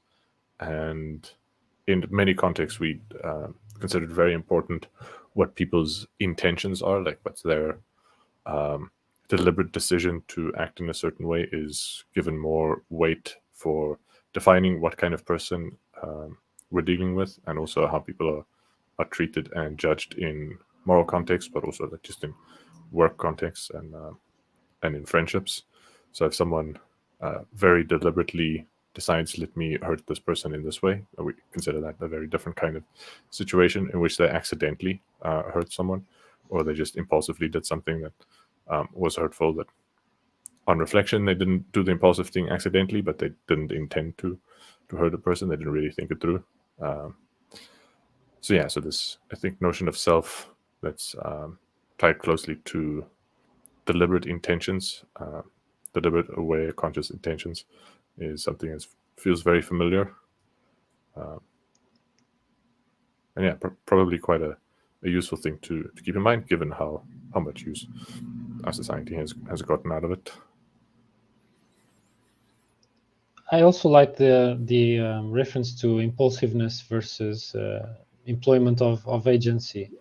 Drawing from this Indian doctrine, if we are very impulsive, probably they would say that you are not, so you have not studied the self sufficiently, and so your body is kind of driven more like a puppet to stuff that happens in the external world.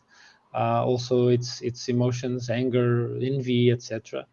More drawn by that than by this one who is aware, basically. And to kind of address your point about what Siddhartha would say about this, probably Siddhartha would say, yeah, there's no Atman. Yes, that's to be sure.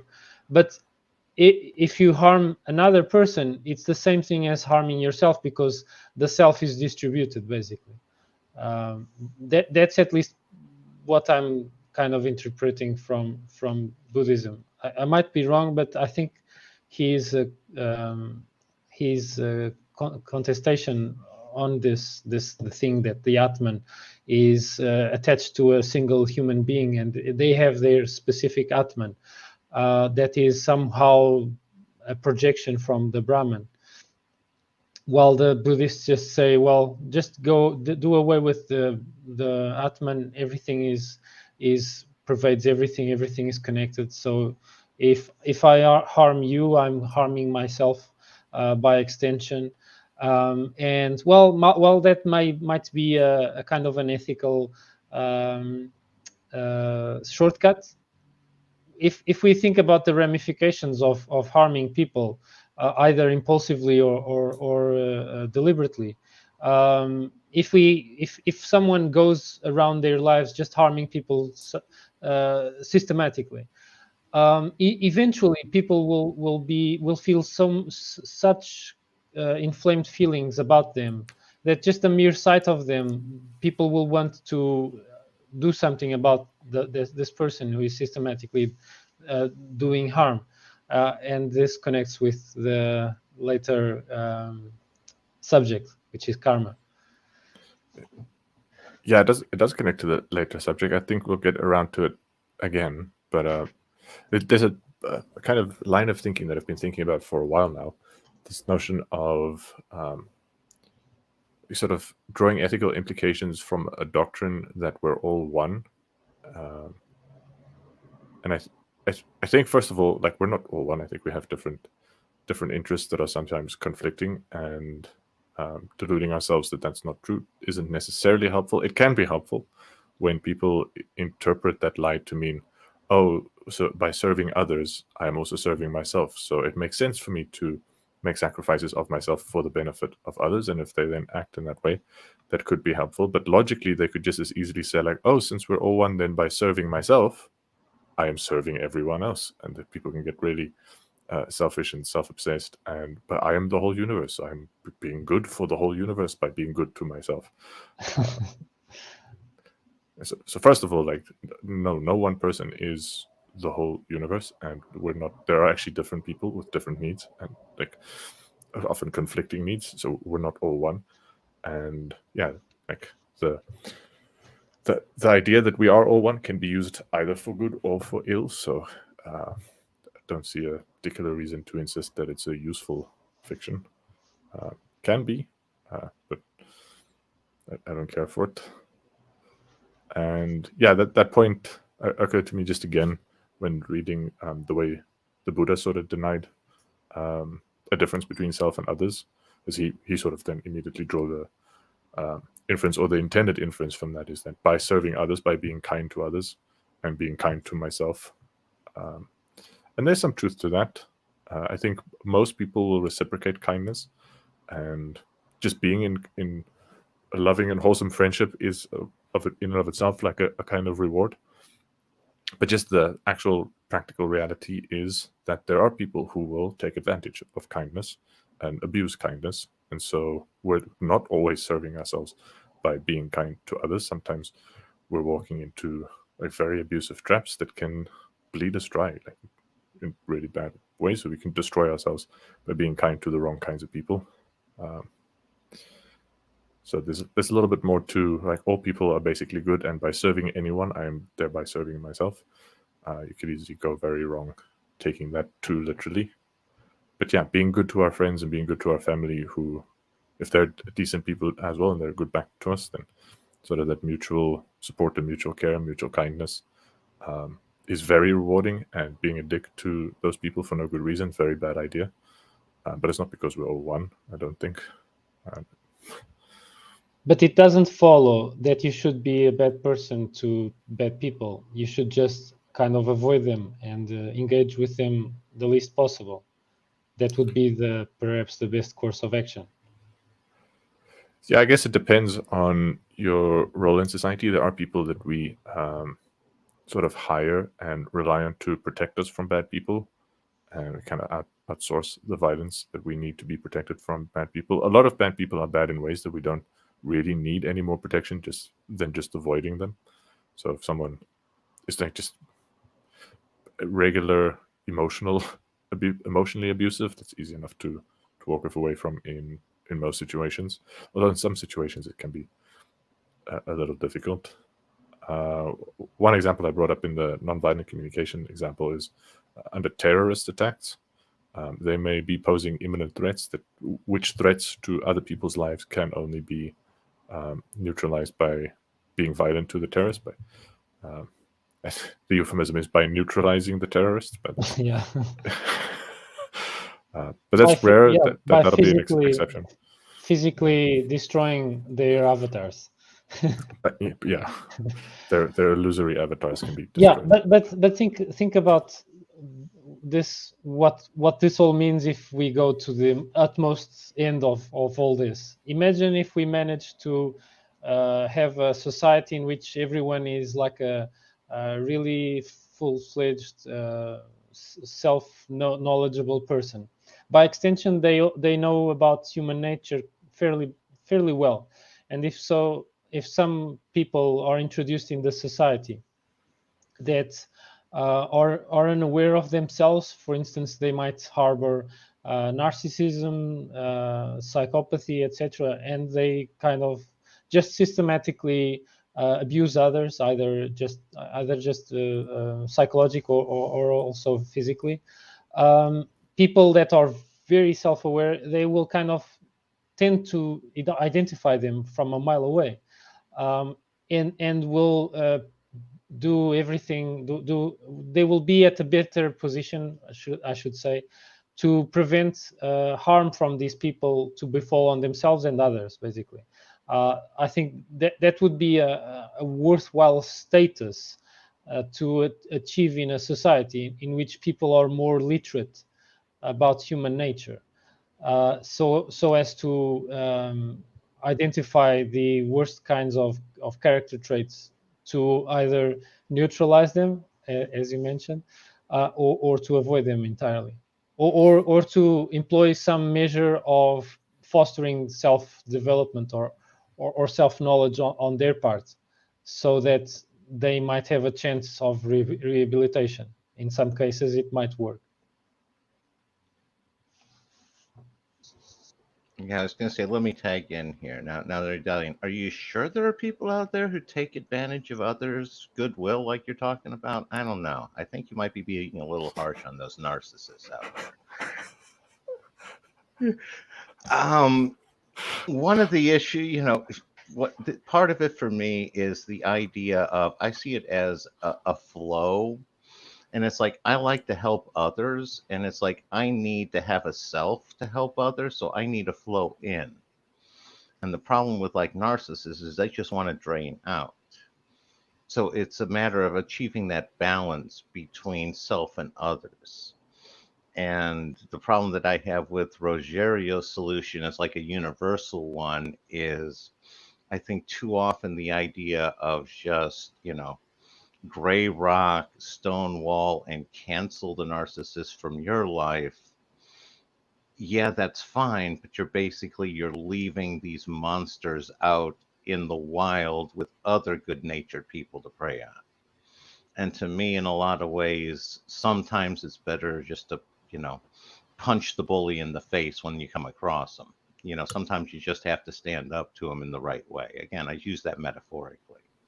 You just have to stand by your boundaries. And another one is, it's nice that there's some way to warn others about the lurking danger in some of these people. Just my thoughts on that. Gonna tag here. Yeah, thanks for your thoughts. I was by no means aspiring to be complete in this portrayal. There are many more dynamics at play, as you clearly shown. There are many more things that can be done if there's more literacy in that sense, if it's more widespread. Yeah, and of course, if we let, for instance, a narcissist keep doing his thing, we're just, in a sense, letting ill befall on other people that have no business of suffering at the hands of a narcissist or the mind of a narcissist. And so, means of justice that can be employed, I alluded to one of them, rehabilitative justice, which is big in Scandinavia, for instance. People go to prison there and they do their best to rehabilitate the people who are in jail, so that they leave jail better than when they entered, not just technically with learning some skills, like professions, but also probably in terms of character traits. I think that's the noblest form of justice. But of course, you alluded to other forms of justice, which is you need to have an ostracizing component on justice. Sometimes people are so dangerous, they are a liability to others, that they need to be extricated from society. They need to be isolated from people who are in the flow of society, who are adhering to norms. That's the ostracizing part of justice. And then there are more basest forms of justice, which is the vindictive kind of justice, which is the people who are harmed feel that they exchanged blows justly with the person who was the perpetrator. And also the punitive type of justice, which basically is saying if you commit harm, then harm will befall on you, regardless of it having been making some family member or victim feel better about themselves. It's just in the law, it's just prescribed. So yeah, I identified at least these 4 components of justice, and I think that we will, if we have more knowledge, more literacy, we will tend to progress more towards the ostracizing and also the rehabilitative form of justice, and not so much the vindictive and punitive form of justice. But they all need to exist depending on our own self-development and the development of the society. In contrast, no one now here sees public executions as a form of giving the example, showing these people being executed as examples to normalize behaviors. We have moved beyond that, even though some states in the US still do executions, and many prisons have prisoners going in somewhat badly, but coming out far worse with more vices and more connections to organized crime. And so, well, that doesn't work. Something that works ought to be pursued. So yeah, this is my take on it, which is fairly off topic, but still related to the importance of the knowledge of the self, I'd say.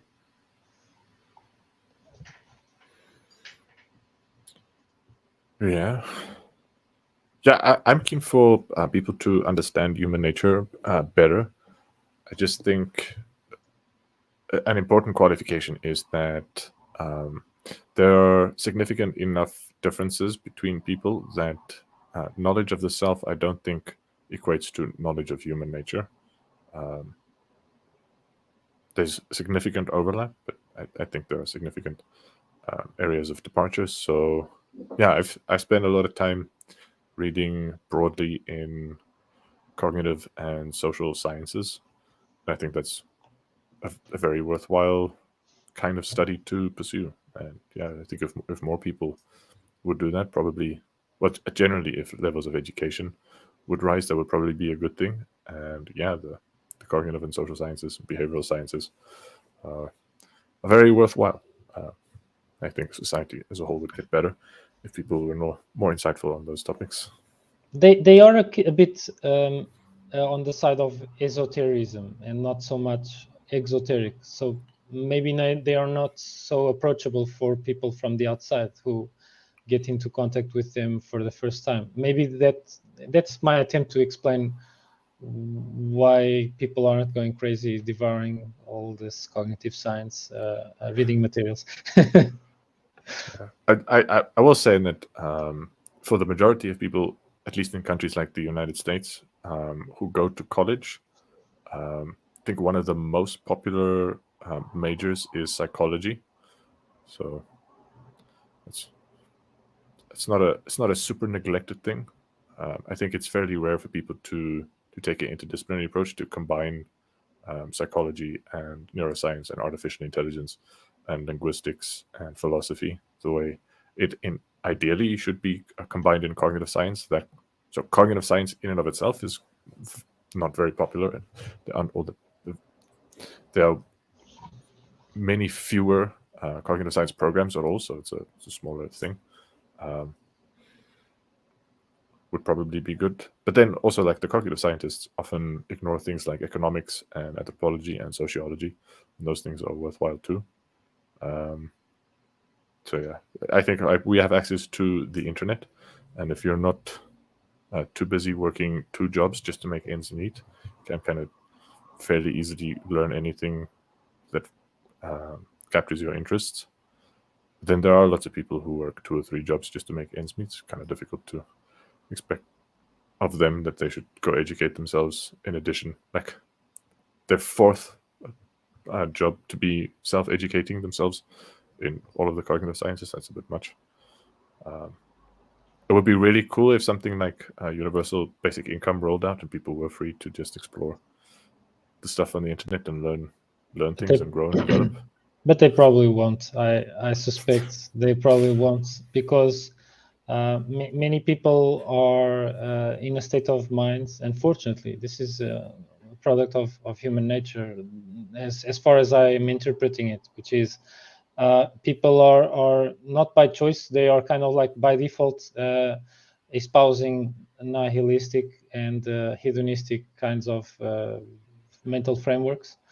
And so if they get the chance to suppress the suffering that they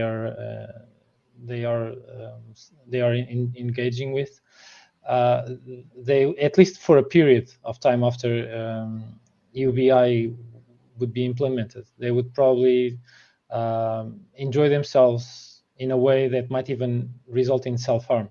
But maybe I'm being too negative on the population in general. But this is just my interpretation by seeing people binge drinking on the weekends when they get the chance, things like that, or binge watching Netflix or playing video games like 12 hours straight or something like that. I think there's for people that do that, those kinds of activities, I think there's kind of like some escapism involved, and people wanting to counter their daily suffering with a cope, instead of a system of self-development. I was going to say, my question is, just how many TikTok videos is your whole system of self-development going to be? Because if it's too many, you're just going to lose people. Yeah. It needs to have levels, like Prajapati did. It needs to have a kind of appeal to the narcissist at first, and then some of them will graduate, and so on.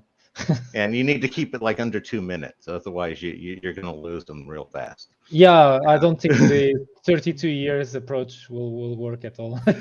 Yeah. I don't think lesson 1 needs to be patience. I think that needs to be further up the teaching hierarchy chain. Yeah, probably. Yeah.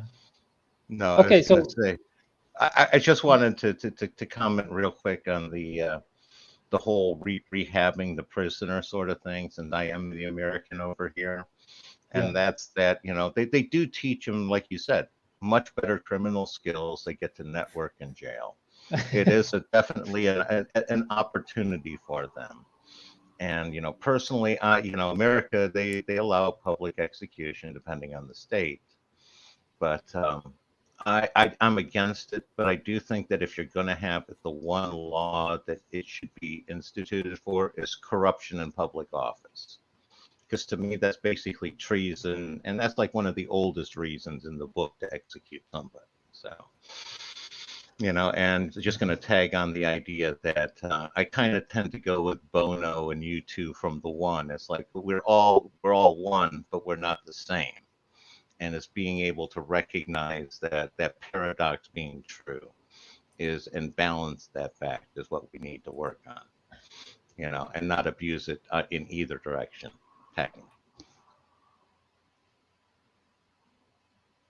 Okay, let's move on. I think we will have more kind of triggering pieces of information for more dialogue. Then we move back to the Great Forest Upanishads, where Yajnavalkya tells his accounts in contrast to Prajapati's, As a mass of salt has no distinctive core and surface, the whole thing is a single mass of flavor. So indeed, my dear, the self has no distinctive core and surface. The whole thing is a compact mass, gana, of cognition, prajnana. And this is quite similar to the concepts of self in Buddhists, the kind of piles of skandhas or whatnot.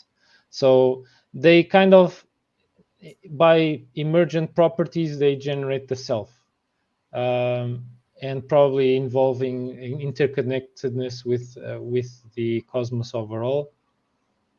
But they don't have a kind of like a core. It's just a mess.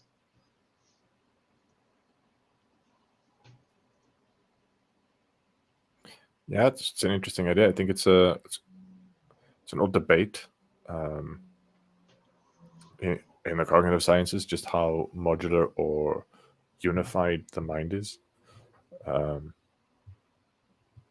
so I think it's kind of wrong. I do think there are specific functions in the mind that come together, but they can come apart as well, and it's instructive to see when they come apart, how they come apart.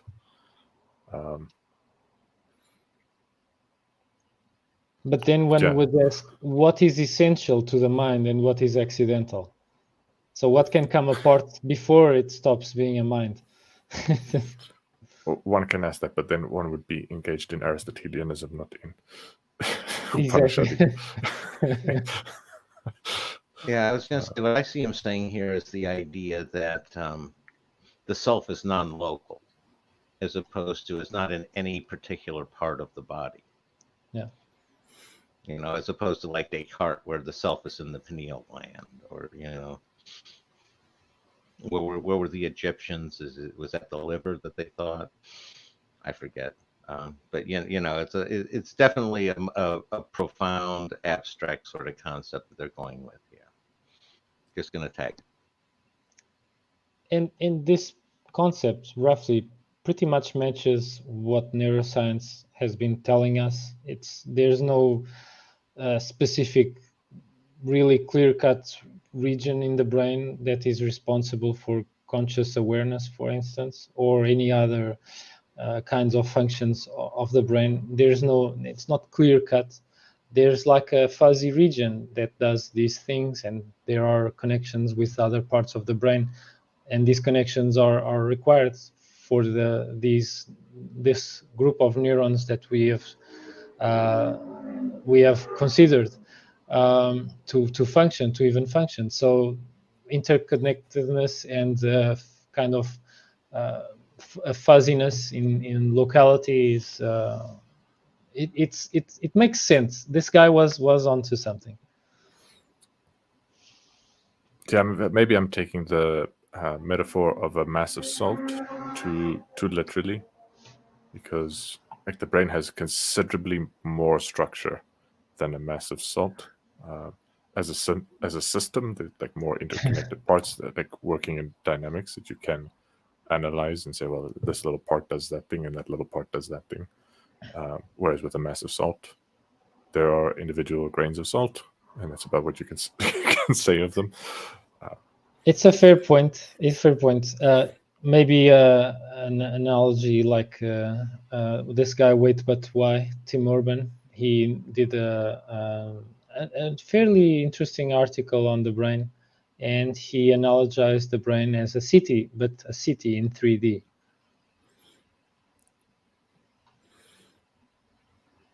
So can you really say that the communists in the city are all in the same district? Maybe not. Maybe they are kind of spread out, but they still network. They still hang out with each other and whatnot. So maybe something like that. The commoners or the communists?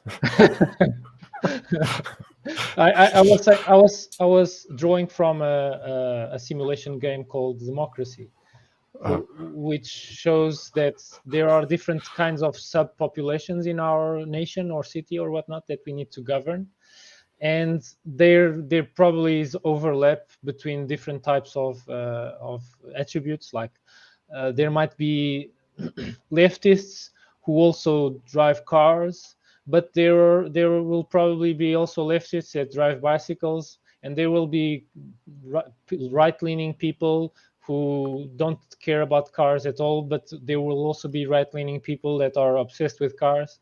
And so it's fuzzy. There's an overlap between different types of populations, and probably there in the brain there's overlap between what different individual neurons do, depending on where the initial signal or signals come from.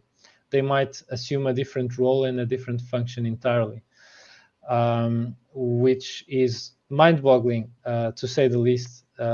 Probably there's a lot of overlap of functions in single structures in the brain as well.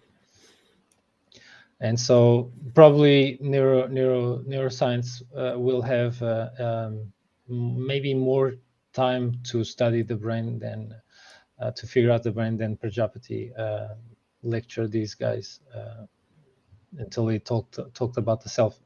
The brain has a lot to study in terms of how the structures work and at different levels of size. Okay, go ahead. I was going to say, my comment here is I think Nerdalliun had a good point about the analogy of the uniform non-dynamic mass of salts with a self can be very strained at times. And I agree with him 100%. I'm not 100% sure Lot would agree with him. I have a feeling he might say, that's not a mass of salt, that's my wife. Hey.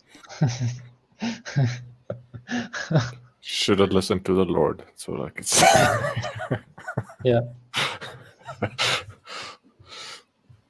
Okay, so self is not within the purview of the senses and mind precisely because it is what makes sensing and thinking possible in the first place, so that it is too close to be seen. Just like our nose is quite difficult to see without a mirror in its entirety, depending on the size of your nose, of course. Self is not merely the one who sees, nor the one who decides to look, but the one who is aware of seeing, of looking. So it's difficult to know if they're really big on the self-involving agency or just being the passive observer. I'm not sure. I wasn't sure, but I would like to listen in on what you have to say about that. And then he goes and we can catch the sense or thinking self only by getting hold of the sensing thinking. So only by paying attention. Yeah. Yeah, so here they're very close to Russell's paradox, where they have a sense that sense as everything except for itself. Is Russell's paradox described as that? Well, so the example that this is similar to is the example of a barber, where the question is there's a barber in town who shaves everyone except all men except for men who shave themselves. Then the question is, does the barber shave himself or not? So you run into a logical paradox that we say, well, if he does shave himself, then he doesn't shave himself. If he doesn't shave himself, then he does shave himself. I think you can get into a similar conundrum over here. Like if the self is all that is that which is everything that perceives everything except for things that perceive themselves. Does the self, is it possible to perceive the self? If you say no, then yes, the self can perceive itself. If you say yes, then no, the self can perceive the self. I think I may have screwed that up a little bit, but yeah, it seems similar to me. Yeah. No, it definitely is. I think an area that is resolved within at least some modern ways of thinking is parsing the self from the ego, and the idea that the ego is the one that's basically like the assemblage point. It processes all of the senses and everything, and the self is not identical with the ego. And it seems like here they're sort of not really separating the two. They're sort of having them still merge together. And having that conflated can certainly make it kind of difficult to understand. Gonna tag on that. Yeah, fair point. Yeah, I honestly don't like to conflate the ego with whatever is the self or whatever perceives, because the ego supposedly is intimately related to personality traits, and these can change. And supposedly they emphasize really well that if something can change, it's not the self. The self is supposedly unchangeable, yet related to awareness and agency. So yeah, I think it would be a mistake to conflate ego with self. Yeah, I think It's just to add, it's more of like an instrument of the self. an approach I like very much about concepts like the self is almost like a pragmatic scientific approach to the whole thing, where we can say I may have practical reason to think about other people's selves, so Rogerio's self or Graham's self, and it's because I want to interact with you in certain ways and relate to you in certain ways. In order to do that, it helps me to know some things about you, so that I can predict how different courses of my action will have effects on you, how you will respond to different things I do, and use those predictions to inform my own decisions about how to interact with you, hopefully in wiser and more effective ways. And so I need something like a model of you, in the sense of like model predictive control, so that I can better plan and better make decisions about how to interact with you. And similarly, I could have practical uses for a model of my own self.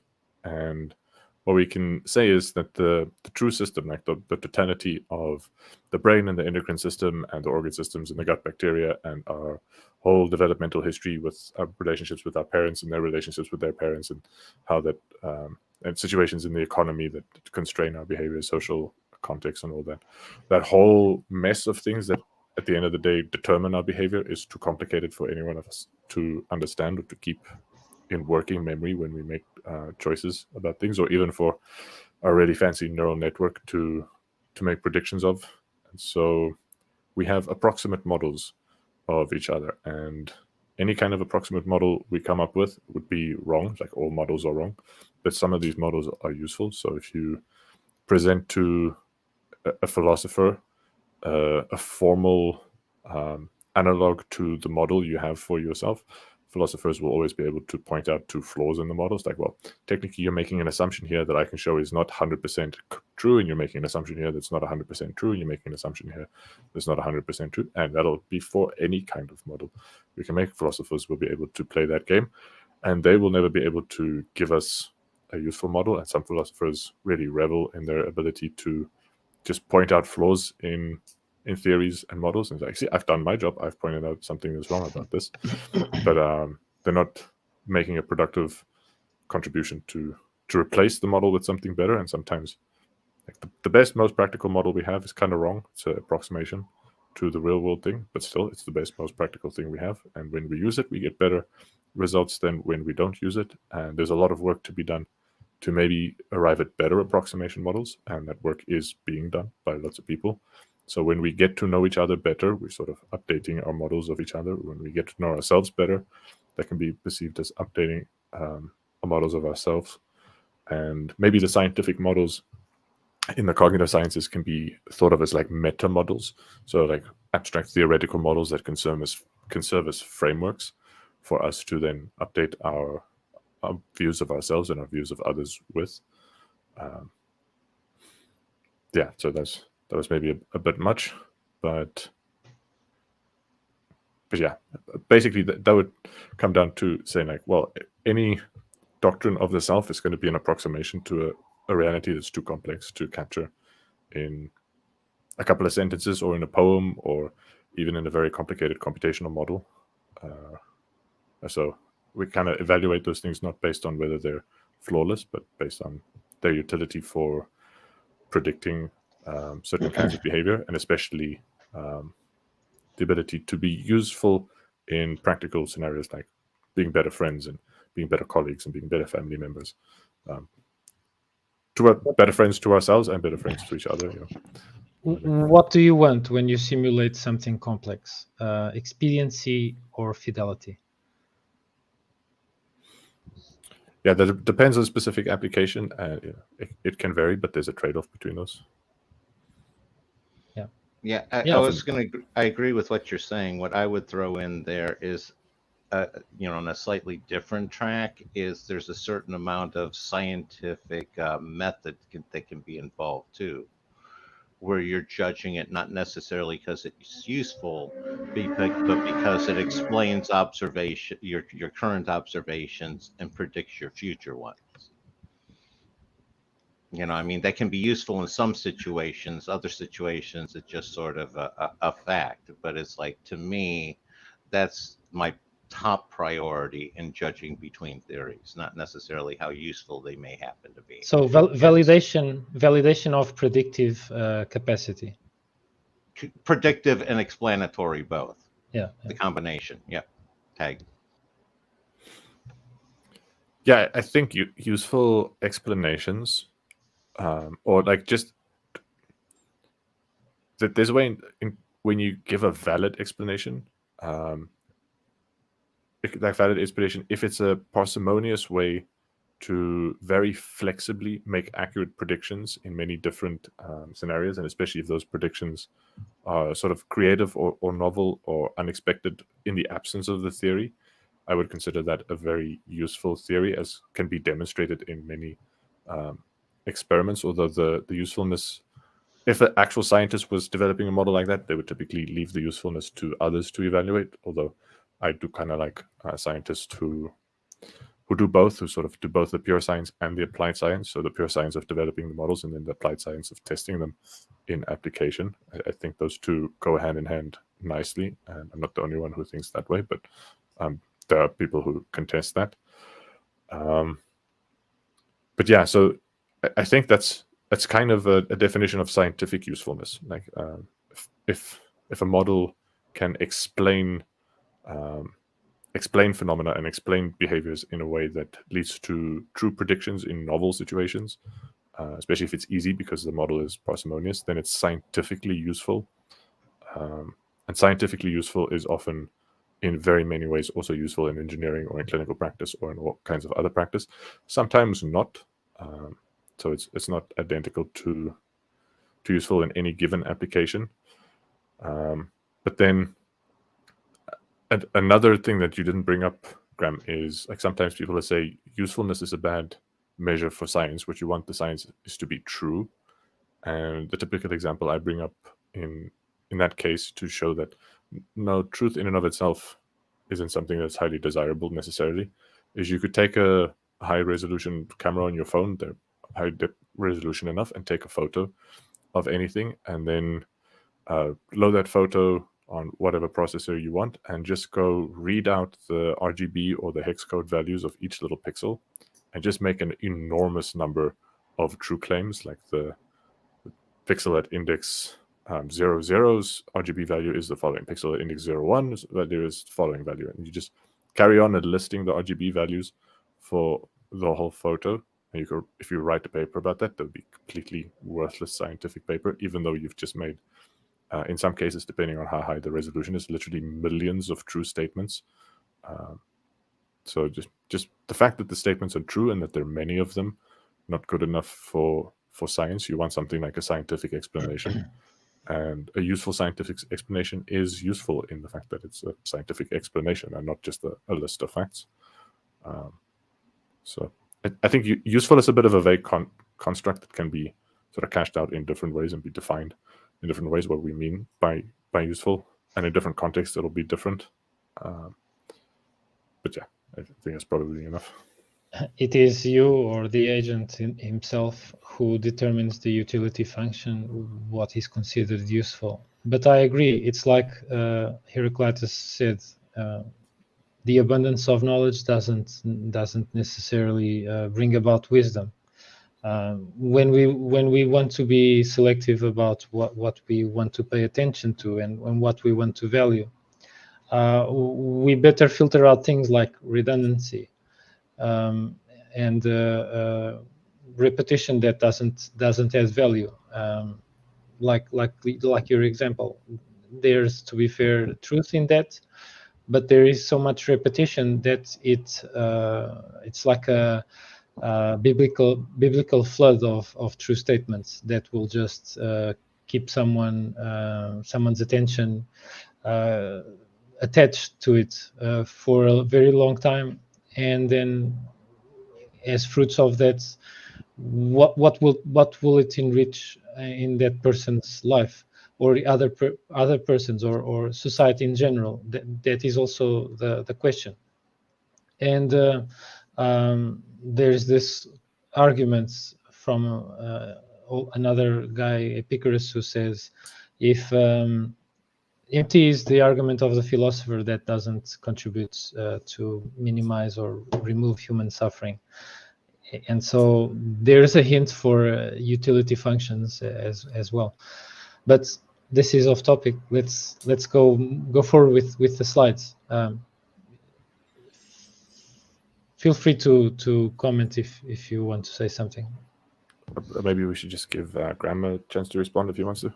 Yeah, no, I just got a couple things to say in response, and I do think they're relevant, because part of what Nerdalliun's talking about here is that map and territory forestry abstraction.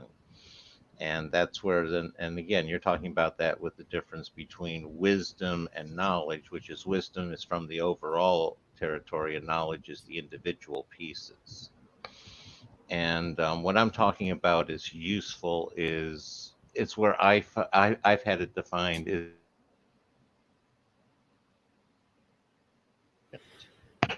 and Hold on, right before the difference. we stopped listening to you right before the payoff. oh, oh, did I blip for a second? Yeah, you cut off just after you said, "Well, I have it defined," and then silence.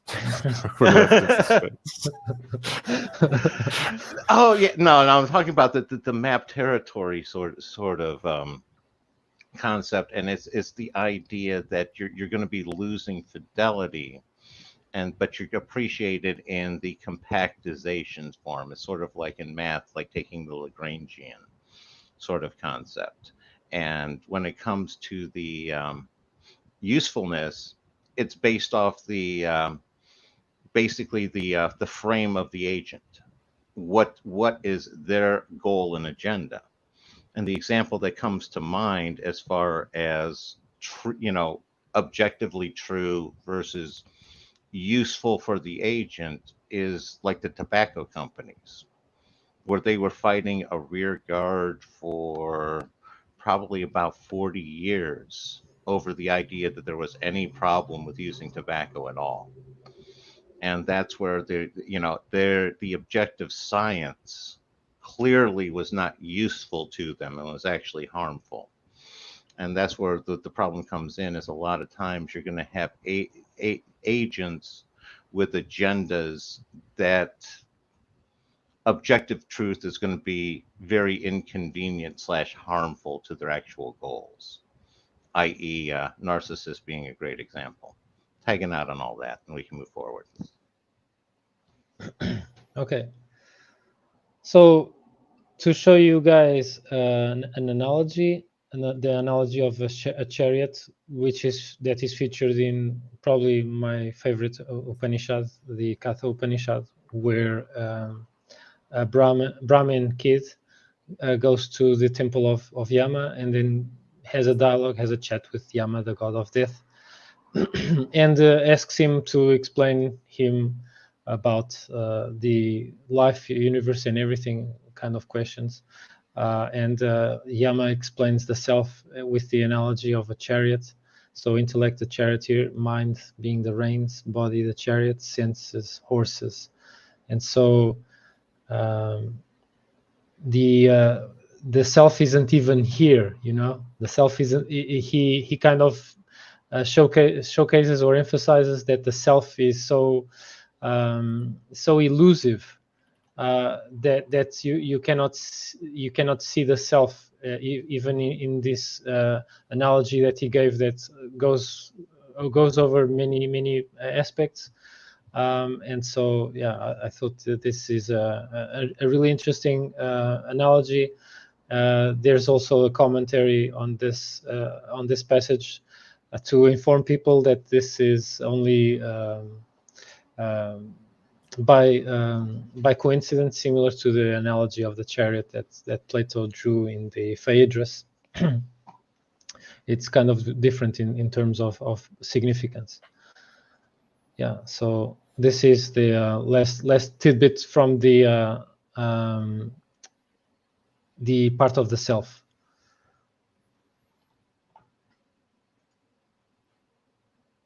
Yeah, so like one of the things I picked up from reading cognitive psychology and cognitive science is this notion of homuncular theories of mind.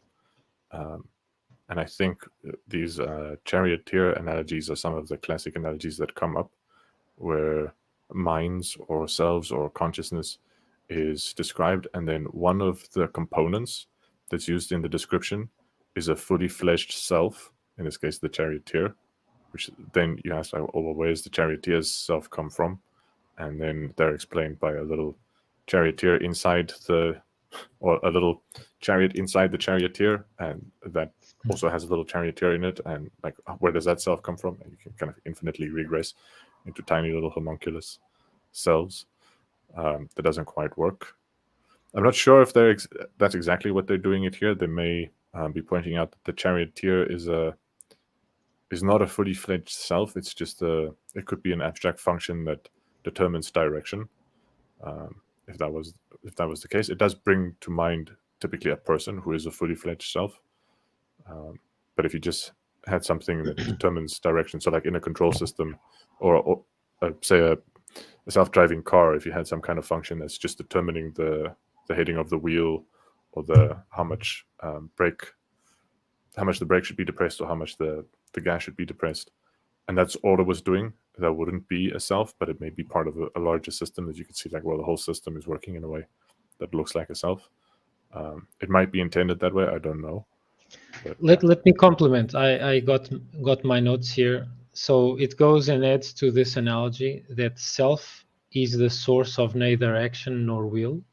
It stands still, observing itself as it watches, as it hears and thinks. It is not merely the one who sees, nor the one who decides to look, but the one who is aware of seeing, of looking. Kind of like the eye of Horus kind of thing. It's above the playing field. And he sees the different components of the playing field, which comprise the components of this charioteer system.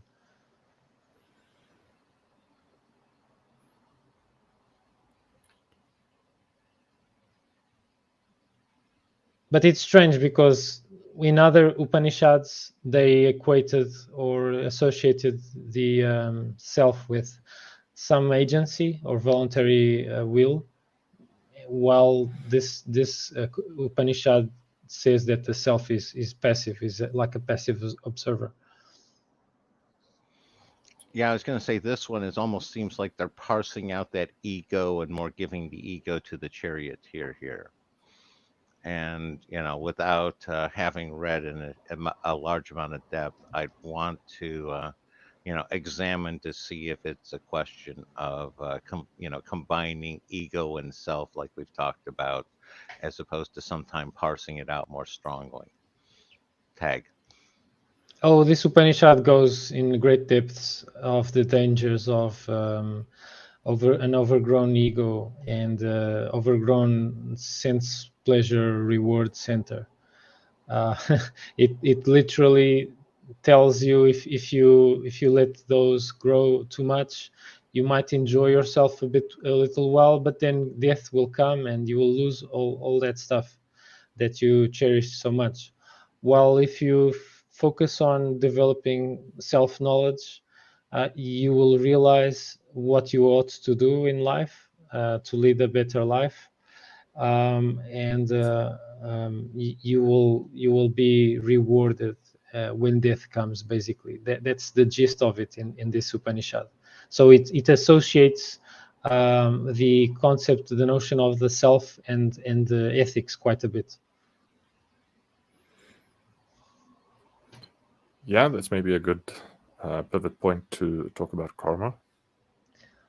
Yeah, probably it was intentional on the part of Adamson and Ganeri. So karma in the Upanishads.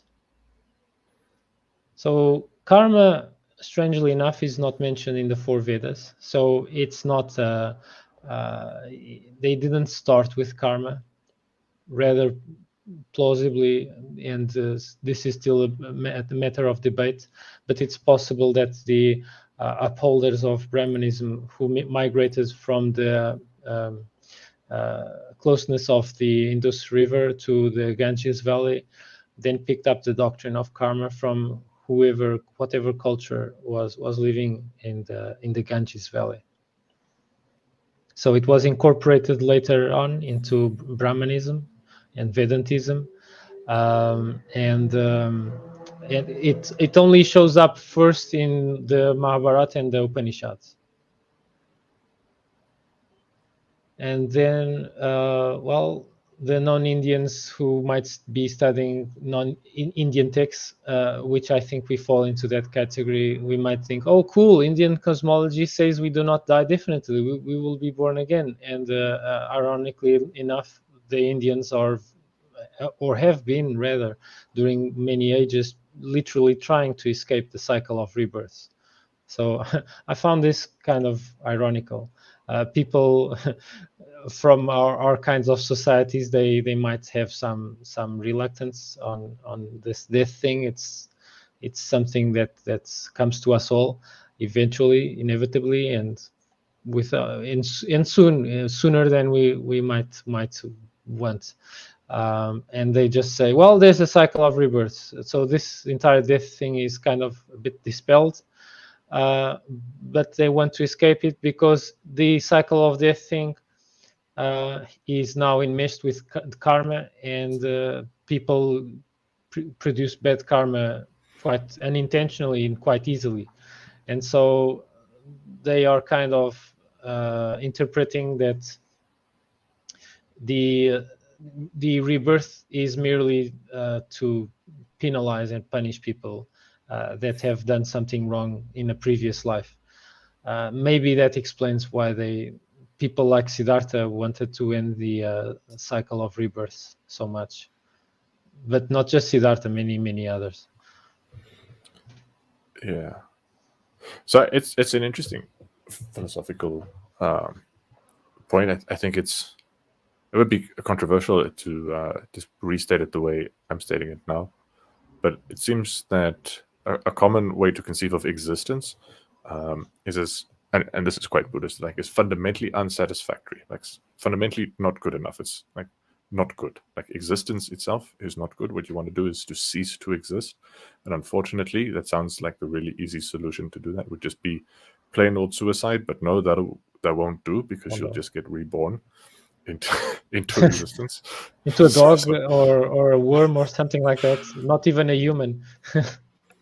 Yeah. So basically starting with existence sucks. What you want to try to do is escape it, but suicide won't work. The only thing that'll work is by living a godlike, virtuous life, and that's how you'll get out. Well, if this worked to make many people behave well, effectively, could it be called stupid? Maybe for people who are like rushing to find a way to normalize society of people living in close quarters in big cities full of squalor and population and crime and whatnot. Maybe if it worked, maybe it ain't so stupid. Yeah, if it works, it ain't so stupid. I'm not so sure like how smart it is to buy the rebirth thing. There's no evidence anywhere from that. Yeah. So for someone who feels doubt about the rebirth thing, may drive them to suicide if they really buy the existence is not worth a thing, which is a lot easier to buy because there's a lot of real evidence of suffering people can point out to, and sort of the ethical conundrums and the global challenges and various crises can really seem overwhelming and just completely unsolvable. And if you really think, well, what I really want is to not exist anymore, and you begin to think, well, maybe the rebirth thing is bullshit, so maybe suicide will work, then that could be quite problematic. But yeah, if the whole package deals worked for society for a long time, then yeah, as a whole package, can't knock on it. It's just there's that one really questionable part of the package, the whole rebirth thing. Yeah. I was going to say critical. that sounds like a justification of Plato's noble lie. As long as it kept everybody peaceful and happy, it was okay to tell the lie. Now, I kind of see what they're saying here is the difference between, again, adults as toddlers, and it's sort of the toddlers, they want to watch that same movie over and over and over again, multiple times a day for maybe a month or so. And it's like an adult is, they're like, same movie again and again, Alice again. And the adult's like, no, just what can I do to escape Alice? And that's what I'm seeing is the difference between the, the non-Indians and the Indian sages. The Indian sages are like, no, not Alice again, please. No, not again. And if you've ever watched any of those videos of some of them doing their Mahasamadhi, it's absolutely fascinating where they prep their followers and they have their final talk. They just lay down and they shut their body off and, exit stage up. Just absolutely amazing. And what the other one is I want to say is this idea of karma. From my research, that started to arise about the time of the about this time, because prior to that, karma had been merged with dharma into a single concept called rita, RTA. And it was basically at this point they were parsing it out, where it's like dharma is the law and karma is the effect of not following the law. Before that, they just had effect, the not following, the effect and the law itself were combined into one entity for them. So just sharing that piece of information to see if that works for you guys, and gonna tag on that. Thanks for adding to this information, Graham. Yeah, so just to see if I can make some kind of sense to it, I'm guessing it's probably not exact, but is the Rita concept then something like a general concept like immorality, and then dharma and karma, like dharma would be the moral laws that are being transgressed, and karma being the consequences of transgressing them. And in immorality, there's this kind of a blurring of the lines between the rules that are being transgressed and the effects. There's no distinction.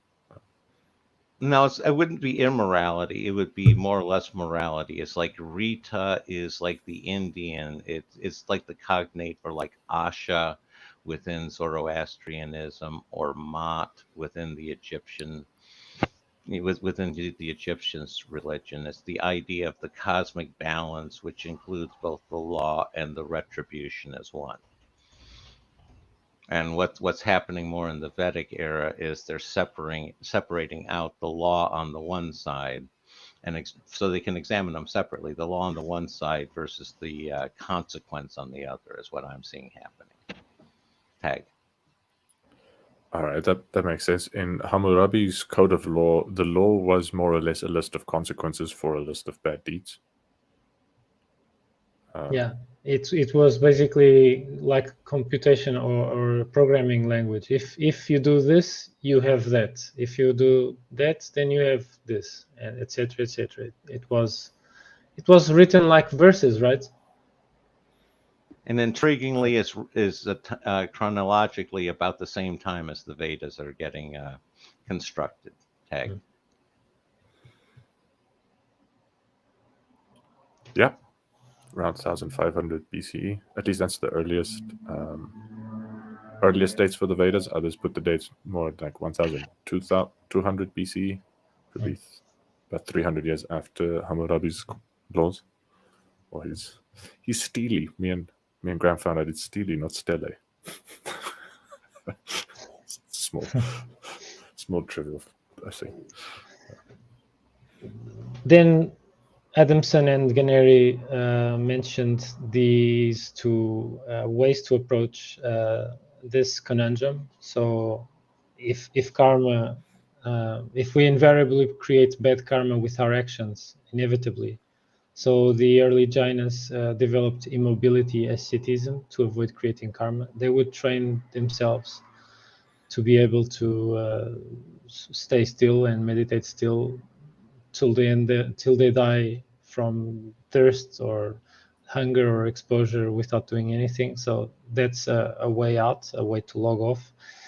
While the Ajivakas did not believe that it was possible to escape the cycle of rebirth, and there was no point trying to affect one's karma, they would say that, well, just have patience, more patience than Indra, apparently. So they conceived that the cycle of rebirth would take millions of years to come to an end.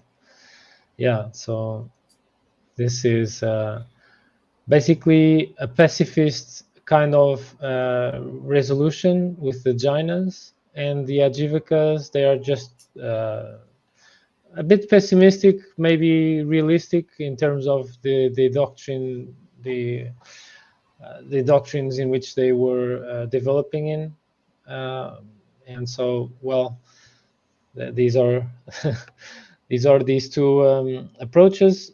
Nowadays, there are people that espouse anti-natalist beliefs. Basically, they don't even want to bring people into the world because they argue by having children, by bringing people into the world, you're just condemning them to die, and before that to suffer throughout life. And so, why have kids?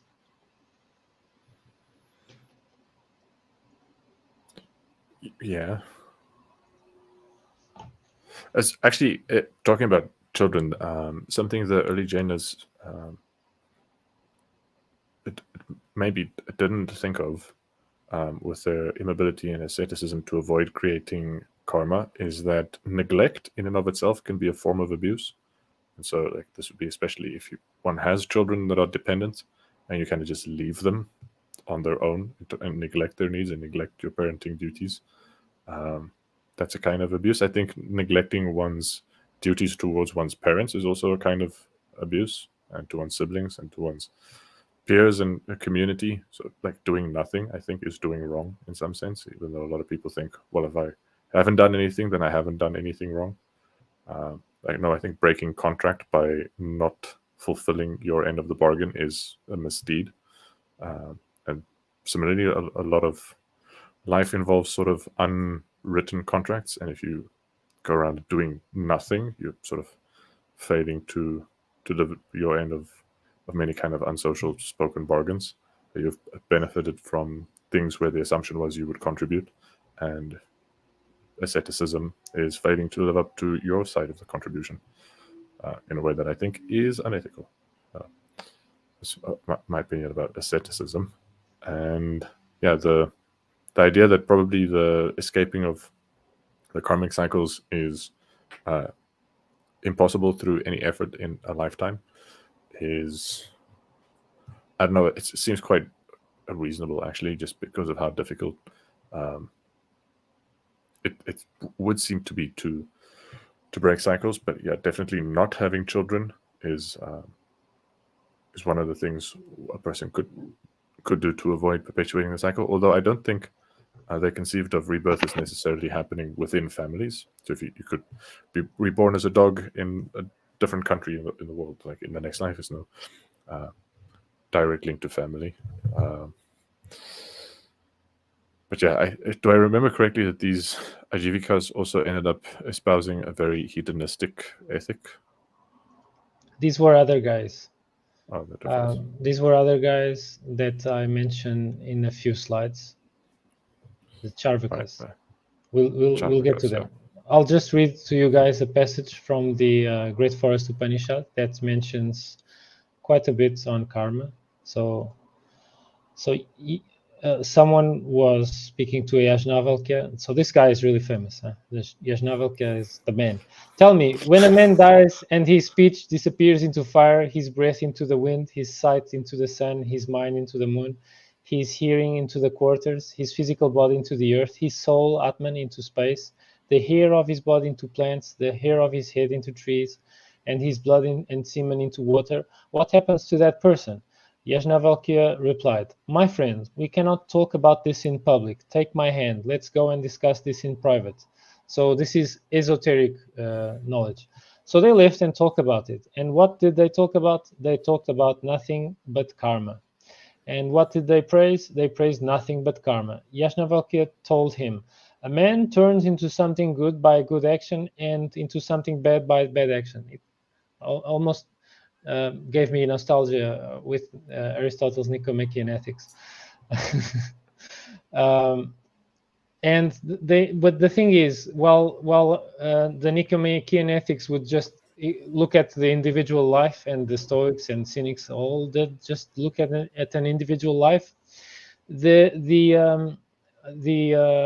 Brahmins and the Vedics in general, they would see development of the self as something that transcends lifetimes, that it just goes through many lifetimes. And so they would conceive of it being possible for someone like Siddhartha to work on himself spiritually or in terms of the self throughout many lifetimes, and then he just reaches a culmination of lifetimes, and thus that's one of the arguments for it being possible for someone to reach such a high level in a lifetime.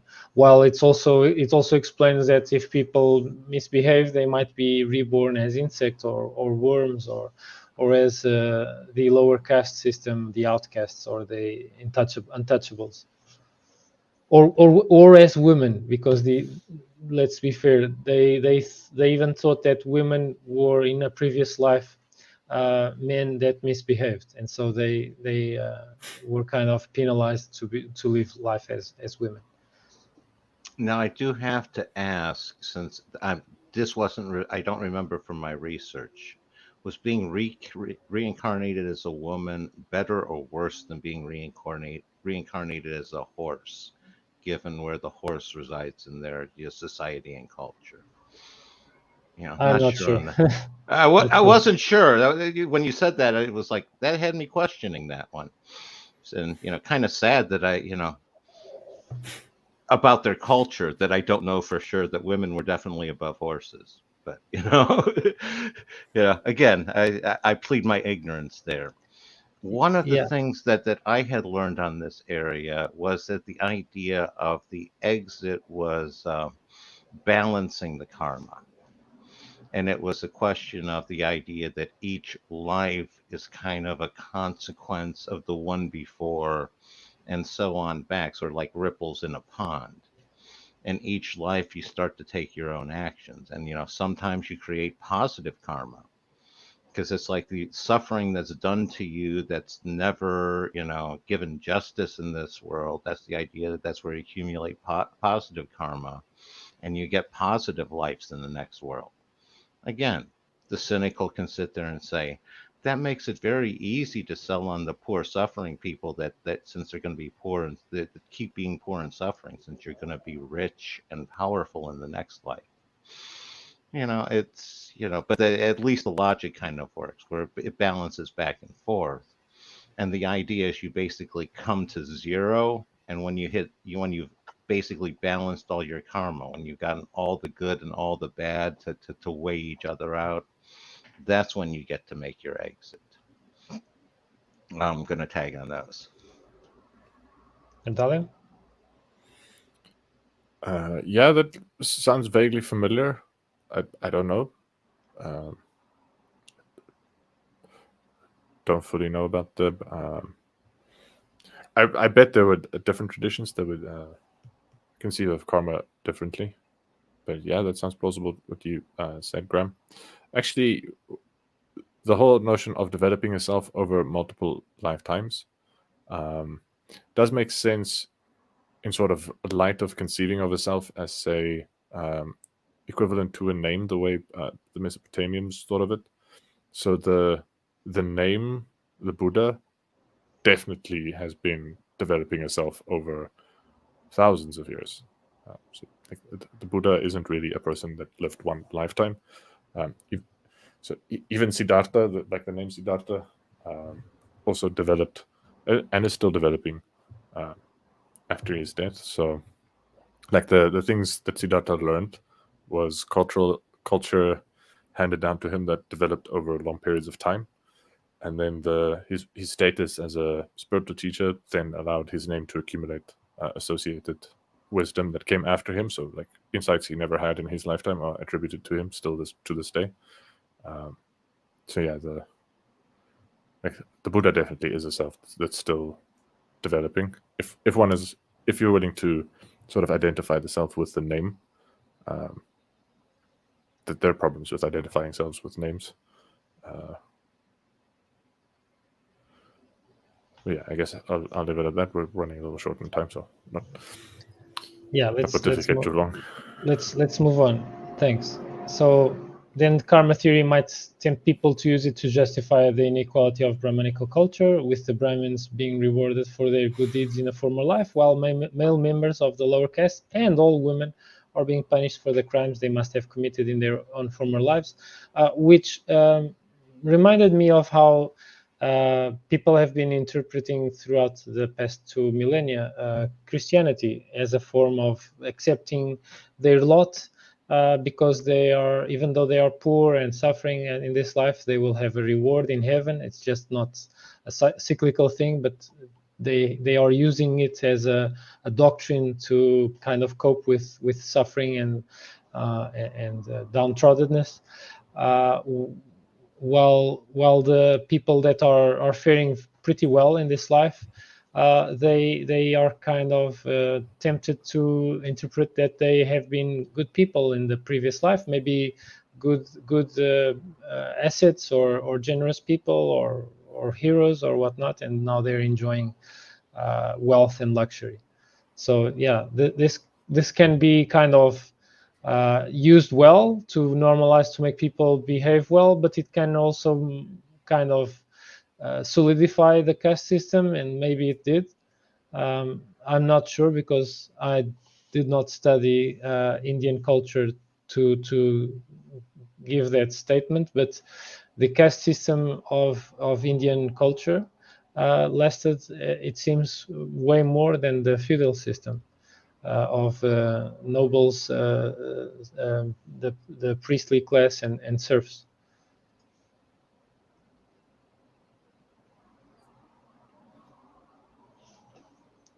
I was going to just comment that all I could think of was reminded me that the whole wealth gospel of Christianity, it cuts out that whole need for death. You're rewarded for your good deeds this life, in this life. That's why that's why you're so rewarded and wealthy. Just, that's the only thing that it made me think of. Much less crowd controlled that way, though. Tag.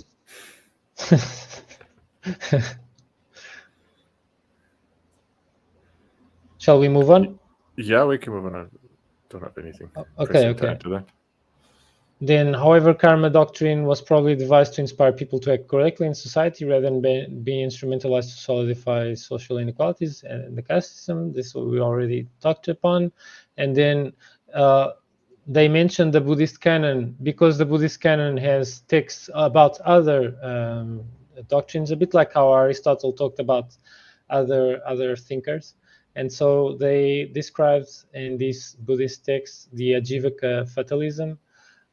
Everything happens exactly as it is predestined to happen by fate, niyati. Humans are powerless. A bit like what is in Stoicism. One should withdraw as far as possible from the pretense of action at all, and instead live as a renunciate and forest dweller. A bit like the Jain ascets. And then there was Charvaka moral skepticism. These are similar to maybe the Cyrenaics. There is no good or evil in the world, and also with a mix of the sophists, and that a human has nothing more than flesh and blood. There are no reasons to act morally because there are no moral reasons for action, and they had a hedonistic ethic. And so they seemed, these Charvakas they seem to not play the karma game at all. That was their reaction to karma, and maybe it's not apparent by what Adamson and Janeri wrote, but it's possible that they don't even accept the rebirth and reincarnation kind of thing, which probably they rejected alongside with karma, but I'm not sure.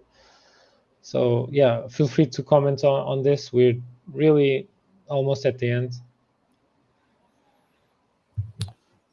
Yeah,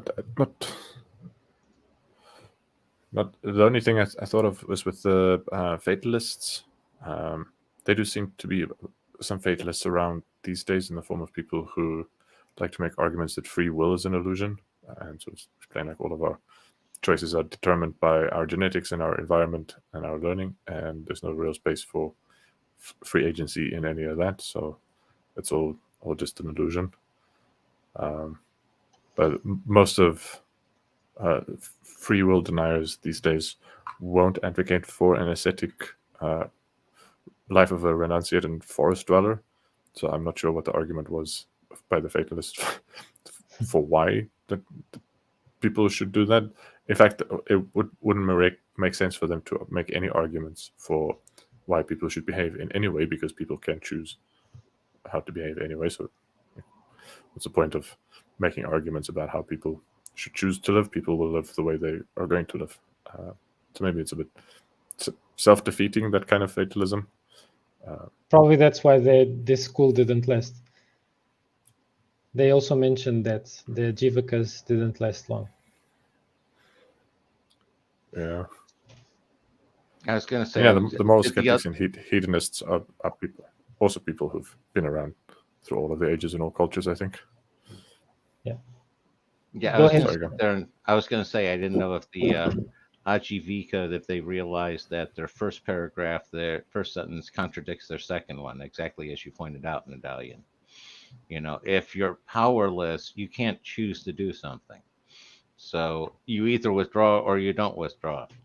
So, you know, and it ends up being the same one as the other one. There still is no reason to actually act because you're going to do it anyway. You know, one just decides to have a much better time. The other one decides to go wander around in the woods for some reason. Again, you know, if I'm going to, you know, if I'm stuck doing what I'm going to do anyway, why don't I pick a better option than either of those two? So, but wait, I can't pick. Why don't I get stuck with a better one? That's a better way to look at it. Tag. Yeah, they also the Ajivikas, they also didn't think that it was possible to achieve liberation or moksha or whatnot. So why punish themselves with harsh asceticism? That's a good question. Go ahead, Nerdalliun. I was going to say, like you said, they were wandering in the woods for some reason. They were wandering in the woods for no reason, according to them. And the Charvakas were indulging for no reason as well, according to them. But maybe at least they felt good. Yeah, but that's no reason, is it? But it's nature. It's nature doing its thing. Nature just, you know, draws animals that like to eat certain types of foods to that food. That's what nature does, and so they just were drawn to stuff that made them feel good as well. So okay, moving on. Counter to tyranny of fatalism and chance. So they Adamson and Ganeri wrote a few points. There is such a thing as deliberative action governed by reason and reflection. So these are the counters by the Brahmanics to these guys. Moral considerations should play a role in such deliberation. One's own character is one's own destiny. The agent character of the action, karma, must be the same person as the enjoyer of the result. Otherwise, people won't take it seriously. Then the law of karma is one that needs no lawgiver. So it's above laws given by human beings that might be revised and changed and forgotten. And so they attempted to address these two schools with these arguments.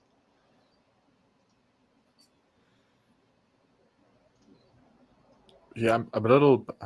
You said people won't take it seriously if it's not the same person who benefits, but people could, in principle, trade benefits. So I don't know if that's logically necessary that it be the same person. So if you, Rogério, were to be the benefit of my good actions, I might just decide whether or not to do the good actions based on whether I could benefit from your good actions. And if we both agree, like, all right, I'll do my part and I'll benefit from it, and you do your part. Well, I do my part, you benefit from it, and you do your part, I benefit from it, then we both get to benefit. Anyway. I think the aspect of it that you're missing is the action is in the benefits in the next life. Yeah.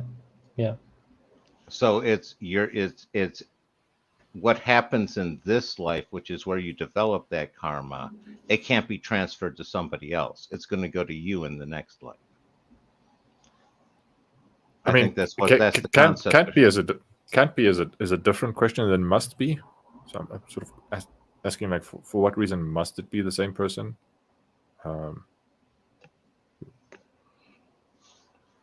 I was going to say part of it, my interpretation here is the Brahmins used it to enforce their authority because they're basically saying they had such an awful previous life, which is why they're in this life. And it's again, it's an argument.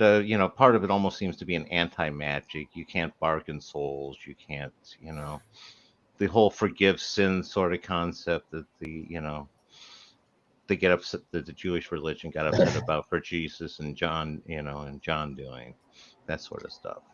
It's like account bound things. You cannot spiritual accounting, exactly. Okay. So what the Indians are saying is Jesus cannot die for your sins. He can only die for his own sins. Yeah, practically that. Yeah. Yeah, and that's what Christians are saying. Nope, he died for everybody, and that's where they differ. Tag. Yeah, it's a big point of difference, being that Jesus is so important to Christianity. What would Christianity be without Jesus?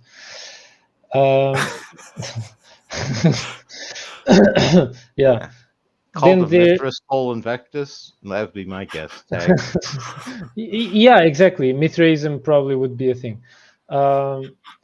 Then early period. So in the Upanishads, it appears to be just a brute fact that there is a moral order built into the universe. We simply live in a just place, in a just world. So just world hypothesis, with each person's long-term happiness in proportion to their virtue. So even if people aren't sold on the idea that virtue is important, they might just grab onto virtue by the bandwagon effect because others are going with it, or because they have self-interest. Then later, divinity is made responsible for overseeing the dispensation of justice in light of karmic merit and demerit. When I showed you guys in the past session the slide about the god of wind, Vayu, he was also tasked with applying justice. So yeah. Then I have here a question: is karma doctrine really an appeal to self-interest?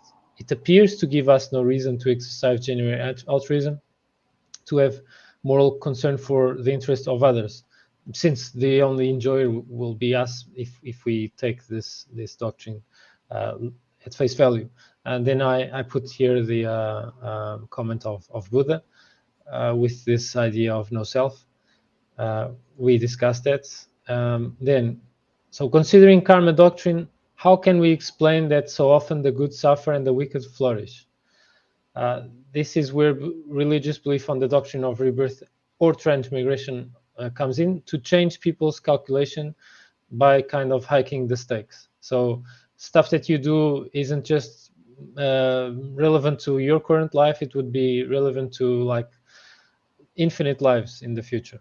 It's hardly a winning strategy to secure riches and pleasure through devious actions now if it means I'll be born as a dog next time around. So it might help refrain some people that want to go overboard with accumulation and kind of capitalism. So maybe capitalism wasn't so big in India as it could be. And then I end with the an excerpt from the Bhagavad Gita. But before I read it, if you guys want to comment on what I just read, feel free. Yeah, I have some comments. This notion, the thing that caught my eye was we need reasons for altruistic actions, and I'm not sure everyone specifically needs a reason for that. I think for a lot of people, the benefit of others is in and of itself a reason. So people might use, say, the benefit of others as a reason to act, even if it's at cost to self. And I don't know that people need more reason than that. And there may be evolutionary reasons why for some people that makes sense. There's a biologist, Haldane, who has a quote attributed to him saying, "I would gladly give up my life for 2 brothers or for 8 cousins." And it sort of gets at the idea of selection for allele frequencies in populations that may have bred sort of an intrinsic kind of altruistic motivation, at least in a majority of a population, so that people will sacrifice their lives for the benefit of their family, and they need no more reason to do that other than the benefit of their family members, because they love their family members, and they don't need to say, well, for a lot of people, they don't need the extra motivation, oh, I will be rewarded for this in the afterlife, or God will be pleased with this, or they're just like, I love my family, I wanted to go well with them. One way I could save their lives is by sacrificing my life. I would gladly do that. There's some consequentialism at play there, although there is some self-interest because of how you mentioned people are related, and so you care more for related people. But then again, people might have kind of tepid relationships with their siblings because of how relationships progress throughout life, and they might make some friends that they really resonate with. And so they are even more concerned and communicate even more with these so-called true friends more than with siblings. So it probably has to do also with the strength of the relationship from a psychological point of view, and involving these kinds of calculations of consequentialism. Yeah, I was just thinking about how they need to have everybody within society buy into the concept of the reincarnation, because I can imagine there's already going to be some fringe people who are going to sit there and say, F it, I'll come back as a dog next time if this is what I get this time.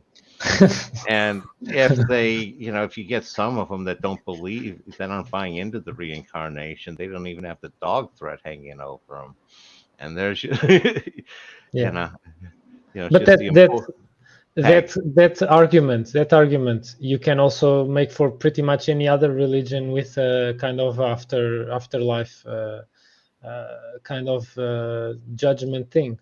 So the ancient Greeks had Hades and Elysium, the Christians have heaven and hell, and these guys have dog or not dog.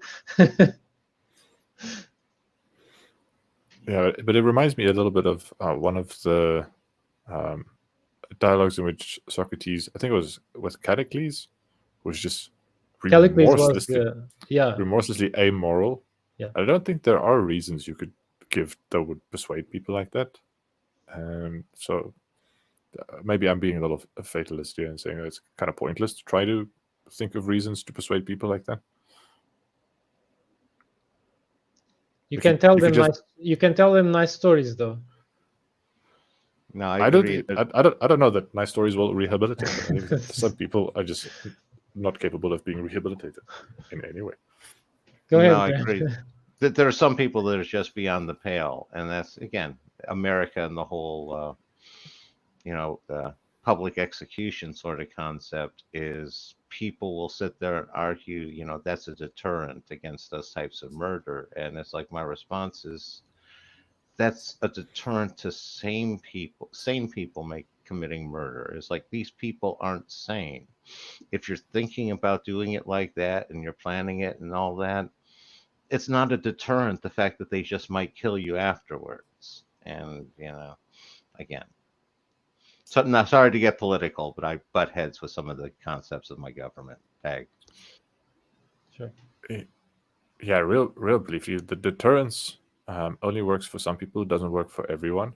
But what works for everyone is that repeat offenders can't go on repeat offending if they're dead. And death is a lot cheaper than sort of keeping them locked up somewhere. So there's like a resource efficiency about neutralizing a threat using death. Oh, I can understand that. There's also something about they have a lot of, certified situations where they've killed the wrong person who had nothing to do with the crime. So, you got to balance both sides. Tag. Yeah, there are problems with the death penalty. Let's not make this a debate about whether death penalty is good or not. That's gonna. Okay. That's why I was kinda exiting tied on anyway. balance. Sort of like those, sort of like the Hindu masters. I was sort of, finding the neutral point and exiting. Tag. Okay, so to end this, we have here an excerpt from the Mahabharata, chapter 52, Bhagavad Gita. So Krishna says, "From attachment springs desire, from desire is anger born," and probably all other types of feelings, emotions. "The truly virtuous action is not one that aims at some objective, whether in his life or another, but instead on action free from desire for any result.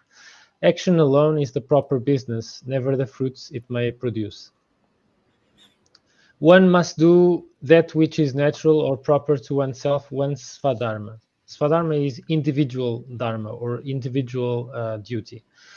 Here just how a man perfects himself by doing and rejoicing in his proper work. To act in a way that is true to one's character is to act well. So this is kind of like arguably an offshoot of us having better self-knowledge, to know ourselves better than the algorithms of Facebook, to know ourselves better than the algorithms of Amazon, to know ourselves better than the bullies at the workplace or at school that would try to know ourselves to push our buttons. If we know ourselves at least better than these people, then even if they kind of someone kind of attempts to insult us, to tell us, "Oh, you're a philosopher," as an insult, we will say, "Yes, of course, I'm trying my best, and well, I'm proud of that." And so you won't take it as an insult because you know what you are about, and also by knowing better what you are about, you will know what you want to do. And it's even better to do stuff that you want to do for the sake of doing than just to do stuff for a kind of a reward. And maybe this kind of lecture here from Krishna is to kind of temper people's ideas of seeing the karma doctrine as they're just living for the reward. They're just doing stuff against even their own principles, and they're doing things. They're forcing themselves to do things they would otherwise not do, just to get this reward, this reward that they are thinking for themselves only, as a self-centered kind of thing. So maybe this message here is complementary to the doctrine of karma. So what do you guys think before we close? Yeah, I agree that sometimes thinking about the consequences of our actions can get us into trouble. It can make decision making like intractably difficult, and sometimes it can be misleading and lead us to make poor decisions. I would guard against someone, or I would not advocate people to completely ignore the consequences of their actions always. I think being considerate of at least some of the most likely consequences of our actions is part of due diligence. And yeah, there's a lot of questions about like what is one's proper work, and I'm not so sure I'm 100% on board with acting true to one's character always leads to good actions. Some people have horrific characters, and what they should do is maybe improve their characters, become better people before they'll be able to act well and true to themselves. But yeah, I think sometimes actions in and of themselves can have a lot of value. They can be sort of intrinsically valuable actions, and if they're like if they're of the realm that one might call sacred, so like very very important and like non-fungible in a profane and market way kind of actions, then to consider sort of profane consequences may be inappropriate, although like spelling that out in detail would take some time that we don't have. So I see a little bit of Immanuel Kant's deontology here. Sometimes you do the right thing because it's the right thing to do. Although I say sometimes you do that, I think it would be foolish to all of the time ignore consequences completely. That's me, Graham. Yeah, I saw a subtle point on the previous slide. Just go back a slide real quick. Sure.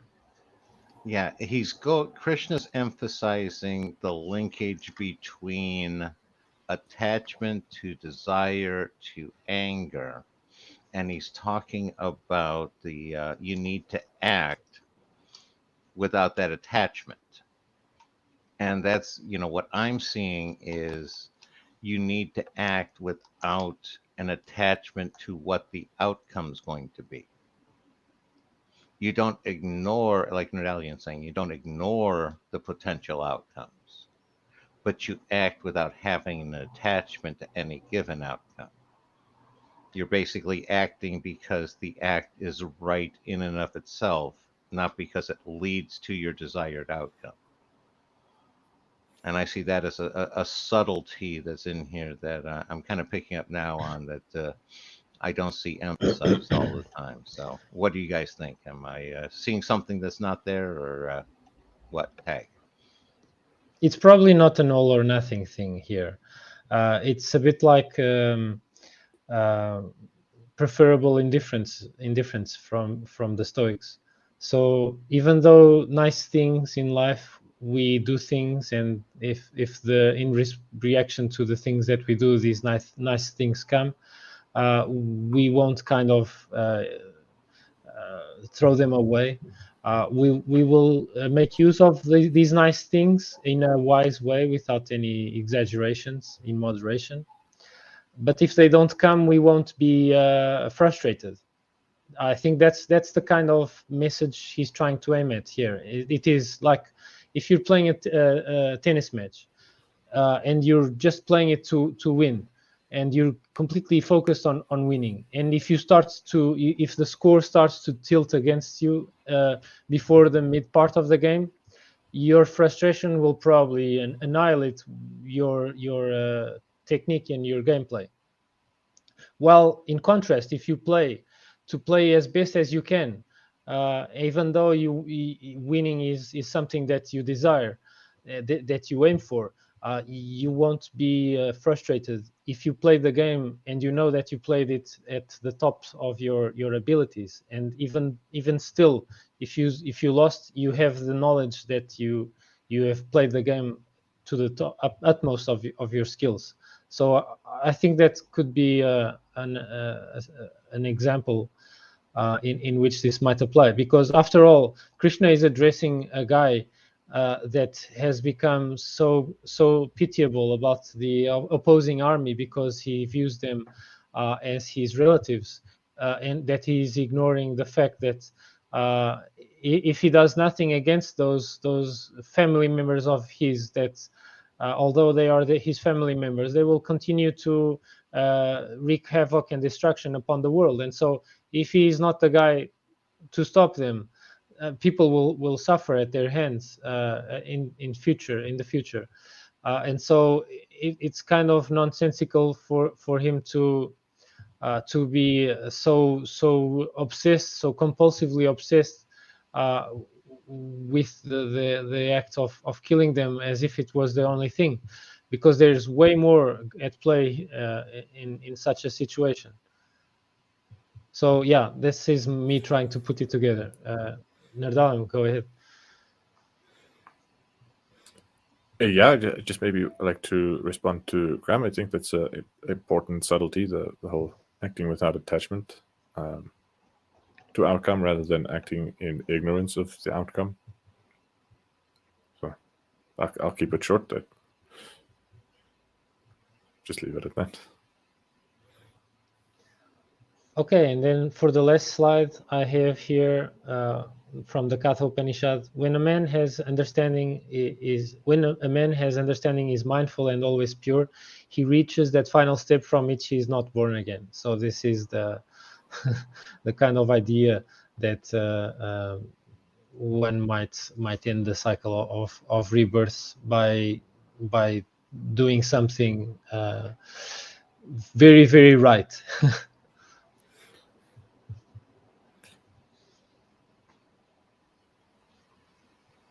Yeah, so that's a little different from the neutral point that Graham was talking about earlier, and yeah, these a lot on the Indian subcontinent seem to really like disagreeing with each other. So I think we'll probably find a variety of opinions about what needs to be done to escape the karmic cycle. Well, if you disagree with each other, you both get to have a job. I learned that from academia. So, and again, there are a whole lot of people who needed jobs in India. So you can understand where you'd have lots of schools and lots of disagreement. There's lots of jobs and job security. Tag. Yeah, and this is pretty much it for karma and the self and the Upanishads. Once again, it was awesome.